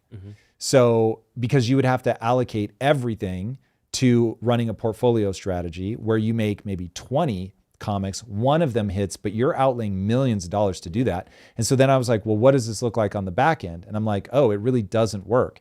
So there's a Korean company that runs a strategy kind of like that. They happen to hit with solo leveling. So it's like, but solo leveling was one of their first ones. That's paying for all the other failures. If you look at what's going on in the games industry, they're now going through this, where taking a AAA portfolio approach of try 10 or 15 live service games, one hits, makes billions of dollars, and all the other ones die, it's fine. So there are times where you have to look at this and go, oh, like it really has moved on. Like AAA developers should be looking at what's going on in indie game development and going, oh, this is about smaller teams. It's about recognizing that the game industry really has changed. So there are these ecosystems now that are cropping up, and everybody goes inside of one of those ecosystems. So a Fortnite, so everybody's there, or Roblox, everybody's there. And so the like live service model, it had its moment, but that's aimed at millennial gamers. Millennial gamers are not super into what AAA studios are doing anymore. And it's like, you have to adjust to that. So making this about your friend again, it's like, she's read right. It probably isn't set up for her to be successful in the way that she was thinking. Now, the reason that I'm sad for her is that she has taken that to mean, oh, the thing that I wanted to do with my life is no more. That's so emotionally devastating. Something is broken in me, and now I'm just going to go home. And she's learned the wrong lesson. The right lesson is, oh my God, I'm one of the few people that recognizes that this isn't structured in the way that I was approaching it. I have to change my approach. And so how do I find something new that I can fall in love with? Because that's part of, it's the death of a dream that she's struggling with. Yeah. And she wants to feel the way she felt when that seemed possible. Like, I found gaming. I wanted to feel the way that I felt when I was like 22, coming out of film school, and I was like, yo, I'm going to be the next Spielberg. This is going to be insane. That dream died because movie making isn't cool anymore. So the thing that I wanted to do, the cultural relevance, telling stories that mattered, like all of that, it literally died. And so I was like, whoa, that's really tough as a child of the 80s to see what's happened to filmmaking. I mourned it, but I didn't go, there's nothing that I will ever have that relationship with again. I went, what's going to be that new thing? I tried comics, saw that the economics don't make sense there either. Then it was like, okay, cool, we found gaming. And then gaming matches a part of my personality, at least the type I'm building, where it's like, you just keep changing it and changing it and changing it and changing it until it hits. Now, whether it becomes like a big economic thing is really a race against AI, and I can't tell what that will be. But like, if that dies, then it's like, okay, how do I leverage AI, right? So you're always going, I have to fill my hours somehow, pursuing something that I'm deeply passionate about, that I would enjoy even if I'm failing, and makes me feel like I'm serving not only myself, but the group. Those are just things built into the architecture of the human mind. And so it always makes me so sad when people accurately see, oh, this path is dead, but then don't realize, oh, I just need to find that next one. Paths. That's so good. So give yourself permission to mourn, feel your feelings, say that this path is gone, but then don't be blind to the other paths that can take you to fulfillment in a way that you might not have imagined. Correct. I'm here to tell you, I'm like licking 50, and that's old as shit. And I'm still full of passion. I'm still full of energy. What's that Kevin Hart meme? Damn. Yeah, that was so good. How old are you? He was like 53 or something. Like, damn. But he's like, sorry. Yeah, that was great. That was a phenomenal moment. So yes. So being able to engage with that kind of stuff is incredible, regardless of your age. But I think people really like wear these grooves into their brain, and it's like that's the only vision that they can see for themselves, and that moment is past them. And I think that that is really, really devastating to people. And if they could understand that the game is neurochemical management and not the actual dream. I know that sounds terrible. No, that's good. But it's like, you're really just trying to manage how it feels to be you. Yeah. And so my advice, you've got to find a way to feel energized and alive. And if they're creative, that they have a creative outlet. And so maybe they're never going to be on that big stage, but hopefully it was never about the big stage. It was always, you were trying to capture a feeling that you're creating something that matters. And so, yes, you may have to look at a different scale, but I mean, how many people have to, I mean, forgive me if he ends up getting it back together, but like Britney Spears, Justin Bieber, both imploding as far as I can tell. And it's like, well, being on a big stage didn't save them. So that isn't really the answer. And I think when people think it is, that's where the trouble starts.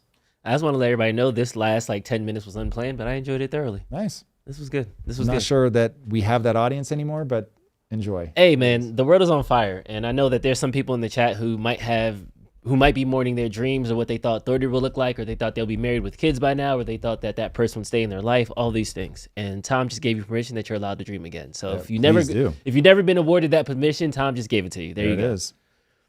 Jay Welk did say something about inflation that I wanted to bring up. He said inflation is theft. He said, what if inflation is the chase by a lion that the government wanted to put on people so that way they kept pursuing growth?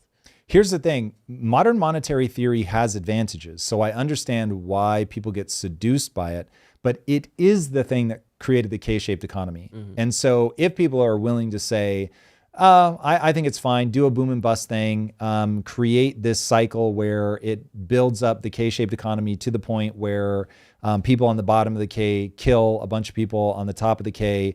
That destroys the economy for a generation or two, typically somewhere around 100 years. But then we come back. And so, yeah, I want to run that strategy. I would just say that sounds like a terrible strategy to me. It's extremely knowable. And so since it isn't a law of physics that we have to go down that, why don't we try a different path? We're probably not going to. Humans have proven time and again that they're going to just follow the path of maximum pain. And that's the only thing that resets the cycle. But yeah, it doesn't have to be this way. And so it becomes a question of what can you get people to believe? But the trade-off is that nobody loses their money in their bank. And that gives people a great degree of relaxation. They feel good about that. Ignoring the fact that they're just being pushed farther and farther down that K-shaped economy, but at least it happens very slowly. And so if that's a trade-off that people want to make, that's a trade-off that they want to make.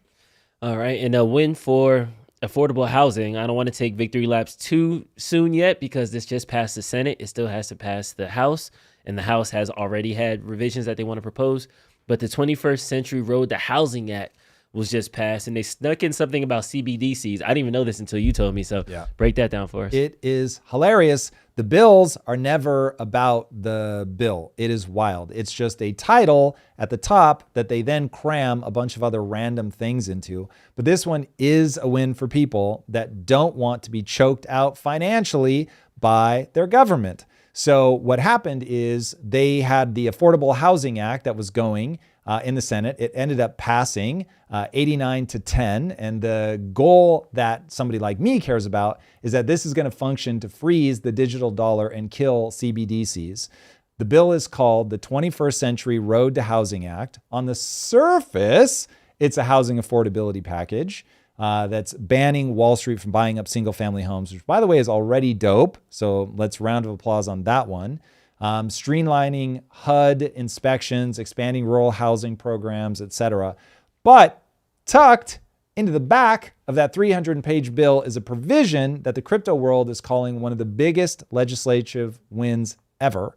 The exact language is the Board of Governors of the Federal Reserve System of the Federal Reserve Bank may not issue or create a central bank digital currency or any digital asset that is substantially similar to a central bank digital currency directly or indirectly through a financial institution or other intermediary. Okay, the bill was co-sponsored, shockingly, by Tim Scott and Elizabeth Warren. It's one of those that makes me go, wait a second. They're not normally doing things that I think are good for the economy. But it ended up passing with a vote you almost never see, the 89-10. So that's exciting. And Tim Scott's a Republican too. So let's go. Bipartisanship for the win. Please, more bipartisanship. So that ban ends up running through December 31st of 2030. So it's just 5 years, but is fantastic. Now, if you guys don't remember, a CBDC is a central bank digital currency. This isn't Bitcoin, so that's not what they're trying to stop. So your Bitcoin's good. Don't worry about that. The government, they'll use CBDCs to try to control it, by the way. That's like the goal. And so the reason that anybody like me doesn't want to see this is we don't want the government to be able to monitor every single transaction. And if you give them this power, they can freeze your money. They can program your money to expire. They can restrict what you're allowed to spend it on. It would get very Chinese credit score very fast. Critics across both parties have called it the most powerful surveillance tool ever built into a currency, and that's why they want to stop it. So to be clear, this vote doesn't kill CBDCs permanently, much to my dismay. Ted Cruz actually led an effort to try to get that in, but it failed. But at least we get a 5-year pause right now, but there is that sunset clause built in. There was some pushback about that. Some people are saying it's not going to pass because they want that permanent language. Yes. So we'll get to that. It's not a law yet. So the bill still has to go to the House and pass. And as Drew was saying, House Republicans are threatening to block it. So what they want to see is a permanent ban. Now, if they can get it, that would be even better, but we'll see. Trump has publicly said that he's not going to sign any legislation until the voter ID bill clears his desk. So this could end up in limbo no matter what. So consider the passage uncertain at this point. But it's not going to touch your Bitcoin or your stable coins or your private crypto. None of that. Don't worry about that. This is aimed at a very specific thing, which is government-issued digital currencies. Some people are saying the 5-year ban is giving the Federal Reserve a 5-year, warm-up time so they can figure out how to do it. And then as soon as the ban is done, then they are implemented. 1,000%. The government will do this if we allow them to, for sure, without question. I am surprised that right now we have a window where Republicans at least feel strongly enough that they're financially incentivized to push this through, and that apparently enough Democrats feel the same. Because this gives the government an obscene amount of control. And would they be more into it if the Fed were more wrapped under the Treasury? Maybe they would, man. Because government passing on something that gives them control is shocking. But I'm happy to see it. I'm ecstatic. Would it be something like they would mandate the purchase of U.S. bonds to bump up the economy? I'm trying to think what. No, it probably wouldn't play out like that. Yeah. The way that it would go would be something like, if I had to integrate that, it would be you get bonus points. So we're going to forgive that you're buying more meat because you hold more treasuries. But hey, we just noticed that you spent more than $12 on meat in the last month. And that's not good for the environment, Drew. And so now we're going to shut you down. Hey, the government has decided that fat's bad for you. We notice that you're buying a lot of food with fat. That is literally what they will use this for. They will stop you from doing anything they don't want you to do. Oh, we saw you protesting. Sorry, all your money's cut off. Canada already did that. Let's please not forget that. So this stuff isn't theoretical. This is what governments do. And if you've heard about the homeless people in China, they will often become homeless not because they can't afford things. They become homeless because their credit score drops so much they're not allowed to have a home, dude. It's wild. So yeah, beware. People just do not distrust their government nearly enough. They really don't. People distrust Trump in all capital letters, but they don't distrust their government. Kids, your government's not your friend. I don't understand how people decided that they were. That's wild. Speaking of friendly governments, let's jump over to New York City and get a look at Mamdani's latest proposal. I think you might have a misread on this, but we'll play, then I'll let you go and see how we break this down. Amidst being in the wealthiest city in the wealthiest country in the history of the world, we already see an exodus of working and middle-class New Yorkers. So I don't have a hesitation in asking those who make the most amount of money in the city or the most profits in the city to pay a little bit more so that everyone can actually stay in this city. It's also something not just about justice or the ability for working class people to live here. It is also actually about ensuring that corporations can continue to attract the top talent to this city. Because in a city where childcare costs more than $20,000 a year, I've heard from corporate leaders about how difficult it is for them to attract individuals who would work at their companies but want to raise a family, because you could be making $300,000 a year and you will feel that $20,000 a year because of the fact that we have allowed for the absence of affordable childcare. Apparently you feel it when you pay it for childcare, but you don't feel it when you pay it for taxes. It's so wild, so inconsistent. Billionaires don't feel anything, Tom. That's why. Billionaires are numb to feeling. That's not true. But when it comes to money, they're not going to experience it like the average person. Here's where, again, please, everybody, connect the dots from a cause and effect perspective, because what ends up happening is when you're overtaxing the people that are making money, they either stop producing because they're just like, I can't justify working this hard for how much I pay in taxes. And on top of that, if they may also just leave and take their company somewhere else, this is obviously not speculative. This is exactly what's happening. And so when you look at something and you say, okay, instead of balancing the budget, what we're going to do is just keep taxing, keep taxing, keep taxing. What they're not telling you is that the more they tax, the more they spend. And as long as that ratio stays the same, they're always at a deficit, which means that they'll always have to be taxing more. It doesn't work. This is why the Laffer curve is a real thing, that no matter how much you try to tax, you don't end up collecting more money beyond a certain point. And so he'll find out whether New York has already maxed out the amount that they can collect or if there's a little bit more for them to collect, but you're not going to be able to get to your whole budget without doing austerity measures. And that's what nobody wants to do. But the reality is anybody that says that they're going to tax you first rather than balance the budget first is your enemy, because it will be terrible for the economy. It is somebody who is not fiscally responsible. This is like giving money to your drug addict cousin and expecting somehow that things are going to work out for the better. It's not. They're just going to spend the money on drugs. So if he balances the budget first and then says, okay, everybody, we want to add this new program. To do it, we'll have to raise your taxes this much. Go ahead and vote on whether you want to have your taxes increased to pay for this new thing. Then it will be allocated towards that. It would be a very different world, but it's not. It's all deficit spending. It's all promises that everything's going to be fine. It's only going to go on the wealthy. But what ends up happening, they're doing the program no matter what. The wealthy end up not generating enough money for all the reasons we've talked about. And then guess who they tax? Literally, please remember, 47 days into office, after telling everybody he's going to freeze their rents, he did the exact opposite and promised to put a tax on average people as his plan B, because it didn't look like he was going to be able to get enough from wealthy people in order to cover the programs that he wanted to do. Literally all throughout time, they promise to get it from the wealthy. It doesn't work like that. And so then they end up getting it from the average person. So just remember. Yeah. By all means, if you think there's let's a wait bad and see. read, Let's wait and see. Because to his credit, he did reduce the deficit. Originally, it was at 12 billion. It is at that 5.9. Hence the proposal of property taxes. He still needs to get the governor to sign off on it. They have been in lockstep with the law. It's not balanced. It's not balanced yet, but it's closer to being balanced. -12 is worse than -5. Yes. So it's directionally correct. He still has to get the governor to sign off on a bunch of these things. So as much as he's the mayor and he could do a lot of these things, his stuff with the landlords, I think, is a bit more low-hanging fruit for him, where he's doing a landlord reporting service. And if there's a certain amount of violations, you can then be forced to sell your house or be imposed fines, things like that. That is so crazy.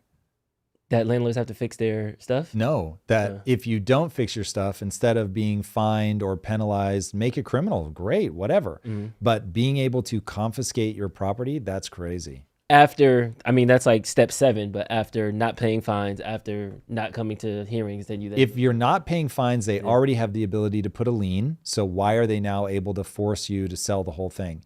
Like, this is where I'm like, you trust the government. I do not trust the government. So I'm like, they're going to abuse that system. They're giving themselves more power to come in and confiscate your item. And this is one of those times where I'm like, wait a second. That is not the government's role. The government's role is to make sure that the rules are being followed. It's not to continue to give themselves more and more power so that they can take things from you, especially not when a guy has talked openly about seizing the means of production. It's like, this is somebody who has a nefarious agenda, doing increasingly nefarious things that will inevitably impact the average person. Yes. Because I think a lot of times when we talk about Mamdani, we talk about the first step, and then we assume that if we continue this trajectory, it's going to lead to the 10th step. And then there's that line between, what's the line between regulation and letting people run amok and do what and hope that they do the right thing. But we all can see that the human mind tends to be selfish. So in a lot of these jurisdictions, the landlord is saying, I don't have to fix it. I don't need to fix it. I'm not getting penalized enough to fix it, so I'm not going to fix it. The selfish way out. So then Mamdani steps in and says, okay, after a certain amount, you then have to get forced to sell your property. That's crazy. That's literally absurd. And I'm talking about Mamdani's step 1 is already outrageous and needs to be checked immediately through extreme legal, but extreme resistance on behalf of taxpayers who understand that this is going to go down a road that makes New York worse, not better. Got it. So what I'm saying is, if you have landlords that are violating the law, then pursue them legally. But you don't go, you've had too many parking tickets and we're now going to take your car. What you do go is, okay, you've unpaid parking tickets and we're now going to impound your car. And as soon as you pay them back, we will release your car to you. If you're unable to meet the fines and we have to liquidate that to get the money back, then so be it. It should work exactly like that. You've got property. All you have to do to get it out of impound is to clear the lien or whatever. But you can't just go in and start saying, yeah, you've had too many violations and now you must liquidate your property. That's insanity. We shall see. Let's see. All right, time for some jokes. And I know we got a super chat at the buzzer. I'm a dad, so dad jokes hit me in a very particular way. The U.S. should add 3 more states because 53 is a prime number. Then they can truly be one nation, indivisible. Nice. Get it? Because it's a math joke. I appreciated that. Wow, that is a deep cut. That's a deep cut. A British parent went missing. A British parrot went missing for 4 years. Returned speaking Spanish. He went to study abroad. If that's true, that would be the funniest thing in the world. That was funny. I thought that. Keep it going. This is the Strait of Hormuz today. For all the old people, all the old people in the chat, y'all don't know about it. Y'all wasn't really there. Y'all wasn't really there. Dude, yeah, this is like, if you found that funny, you're old. That's funny. All the Gen Z's like, I don't get it. What is that? What does that mean? The 4 Gen Zs that we have.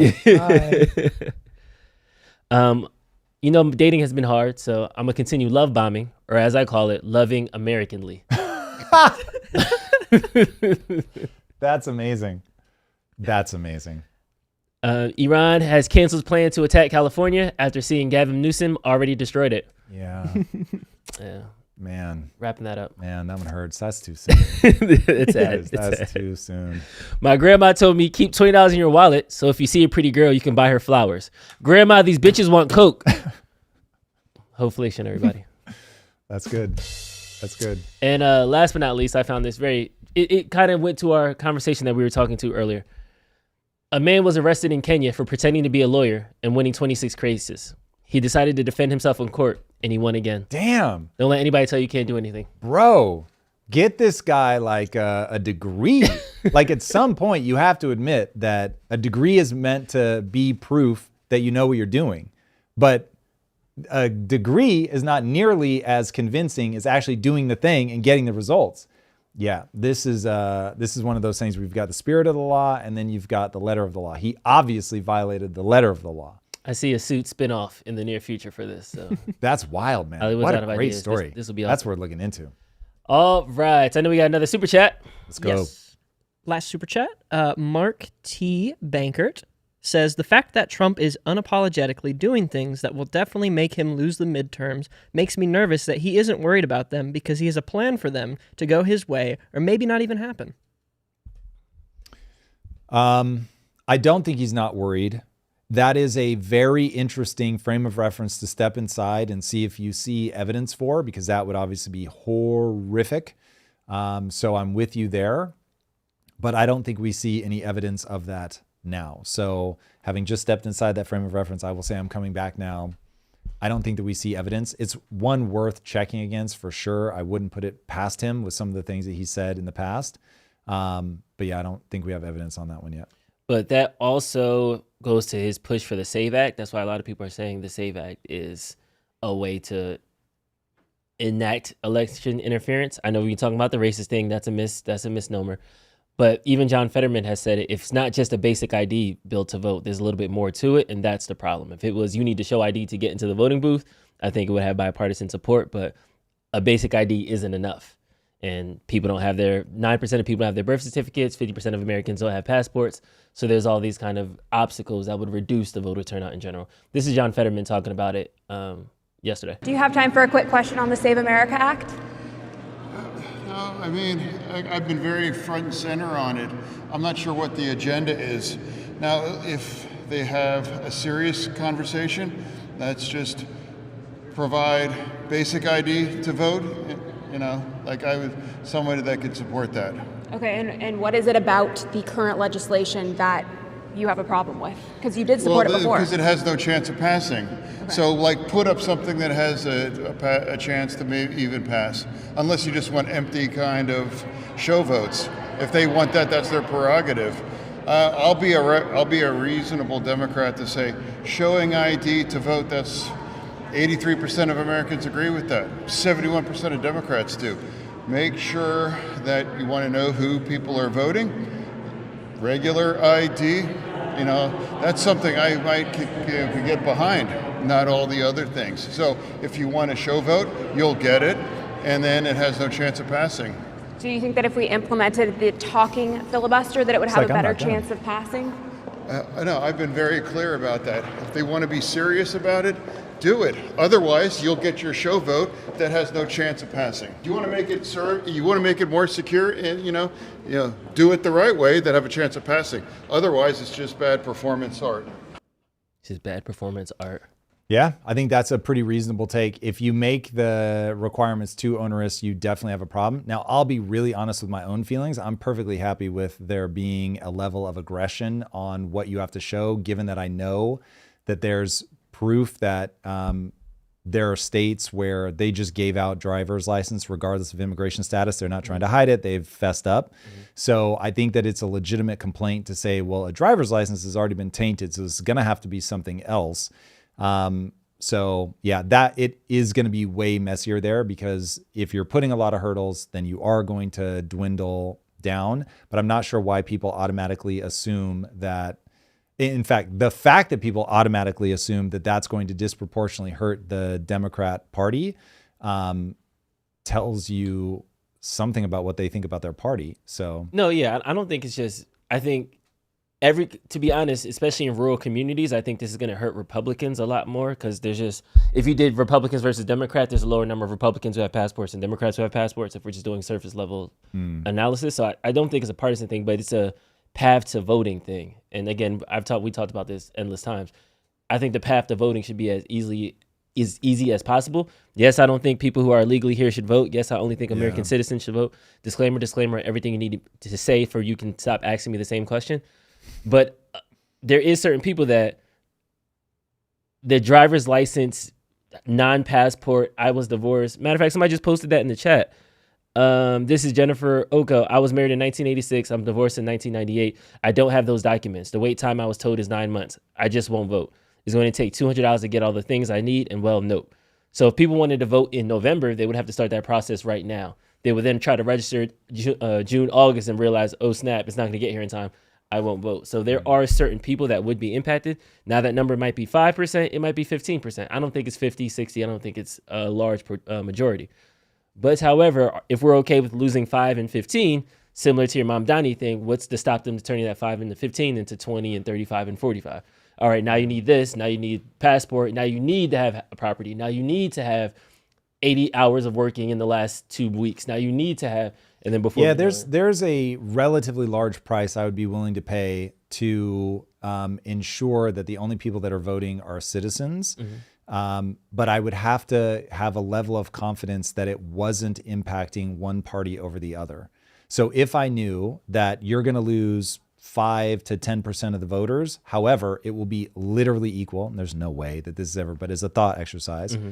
You're going to lose 5 to 10% of the voters, but it will be completely equally distributed across the parties. I'd be like, yeah, it's a price worth paying to make sure that the only people that vote are citizens. And then, yeah, those people, if they care enough, will go out and do the thing. And look, I get it. It's an absolute pain in the ass.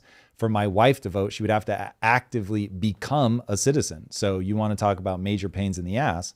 The fact that we've never gone through that does not mean just because my wife has lived here for 20 plus years that she should be able to vote. We didn't do the thing. We didn't jump through the hoops and all that. And that means 50% of my household votes don't count because I'm not willing to do the thing. Yeah, as it fucking should be. So I'm just saying there are going to be people that can't vote because they're not willing to do the thing, or it's like a super onerous burden. Yep, I get it. But boy, oh boy, we are in a hyper populist moment where people are going to lie and do whatever they need to for their team. There is a very clear strategy to be had by bringing people in that are illegal, that already pad the census. And I really aggressively despise the idea of one-party states. I really despise the idea of one party at the federal level. I don't want that to be Republicans. I don't want it to be Democrats. I want those two to be in tension. But yeah, that would be where I'm at. Cool. That's all I got. All right. You got a super Super chat at the buzzer. super chat. At the buzzer. Let's go. Just these Super two. chat. $100 from Crossfade Keith. Damn, go. Crossfade. Let's Super go. Keep talking dreams every so often. It's what brought me to you years ago. Building a kombucha cocktail and mocktail company, and the principles I've learned from you have been priceless. Damn, man. I love that. Thank you for that.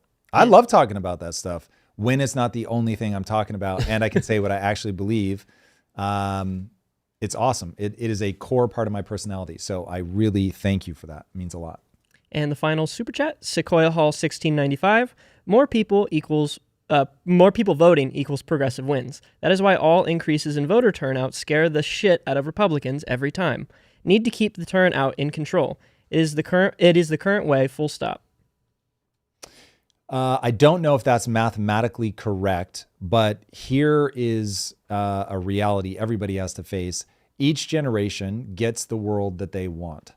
And so if more voters just has some natural tendency towards progressivism, which I don't know why that would be true, but if it is, then that's the world that is going to be had one way or the other. I really think you don't have to dig super far to come to the base assumption that you can either say, oh, I disagree with that base assumption, or I agree with it. The base assumption goes like this. It doesn't matter whether somebody's legal or illegal. If you get them in the country, they count towards the census, which then allows that state to have more people in the House. Then you've got if you really want to attract people to your nation to get, or to your state to get people in so that you have more representation, then offering a strong welfare state is a great way to do that. And you're certainly going to attract legals and illegals alike, get them in. Then if you've got people that have come because the government is giving them free things, you can imagine they're going to vote for whatever party is giving them the free things, to the largest extent that appears right now to be Democrats, though I think Republicans over time will make a run for it because it's so lucrative. So you have to watch out for anybody that gets onto this method. And then if you've got all those people, you want as many of them to vote as possible, which is why we've seen all those videos of somebody going to turn in their voter registration. And they're like, so you're not going to report me if I turn this in, even though I'm not a citizen. No, we're not going to report you. And so it's like literally all you have to do is be willing to lie. Now you have to be willing to lie. I guess that is a friction point, but it's not a very big one. So if you follow that chain of logic, you just have to figure out which one of those things you don't believe will actually happen. The most absurd one to me is that people don't vote illegally. It's wild. I did a deep dive on this. I ran through all the people that lie for way dumber shit, end up serving federal prison time for the dumb shit that they lied about. There's no universe in which people will lie about every type of voting except elections. Like, it's absurd. People lie for student elections. They lie for homecoming queen. It's crazy. So there's no way you'll be able to convince me, maybe you, but you'll never be able to convince me that people will lie about homecoming queen, but not who they want for president, especially at a time where you see how violent people get when their pick doesn't win. So yeah, I'm just never going to buy it. But anyway, I can point to the base assumption that I have, and that's where everybody should map this out to figure out what they think. So, all right. We actually had one more super chat. Oh, damn. Just to wrap Let's it go. up. Michael Vander Galian again. I live in Turkey. I am Dutch. It's completely normal in Europe and in Turkey to identify yourself before voting. It's insane that this isn't the case in the U.S. Agreed. Now the debate is going one notch more nuanced, though, which is, okay, cool. I don't mind having to show ID, let's say, has large voter support. But depending on what you want me to show, that's where now I have a problem. So if you just want me to do my government issued ID, cool, I'm in. I already have one of those. If you're saying that I've got to prove my citizenship and now I need a special document, that's a pain in the ass and I don't want to have to prove that. And so I don't know how many countries have something where you have to prove that you're a citizen, but I also don't know how many countries have already where they have states that blatantly say that you can get a driver's license regardless of your status legal or illegal. So we know we have that. They've talked about it openly. So it means that in certain places anyway, that won't solve your problem. But to give the devil his due, it is more nuanced than just ID at this point for the 84% of people that say that they support it. Which it shouldn't be. But you covered a housing bill that had a CBDC clause in it. So this whole pork bill thing has to be addressed as well. That's so wild. If it was just like, hey, should we have basic ID to vote? I think everybody will raise yes, and it'll get passed tomorrow. But basic ID to vote, but you need to, and then they start cramming things in there, and that's where we are now. It's crazy. The way our government structures from a procedural standpoint, I think that's the right way to think of it, is ridiculous. And nonetheless, here we are. All right. Any more super chats? That's it. All right, everybody. Hit that like button on your way out. Have a wonderful weekend, everybody. And by the way, we have an upcoming event for Impact Theory University. So if you are being disrupted by AI, make sure that you sign up for it. Ryan's going to go ahead and drop that in the chat there, so you guys have a link to it. But we do these with a fair degree of frequency, so make sure that you check that out. Anybody that wants to be the last man standing in their company, or if you want to actually start a company using AI, I'm going to be doing a free live masterclass. So make sure you sign up for it. All right, everybody, have a wonderful weekend, and we will see you on Monday. Peace.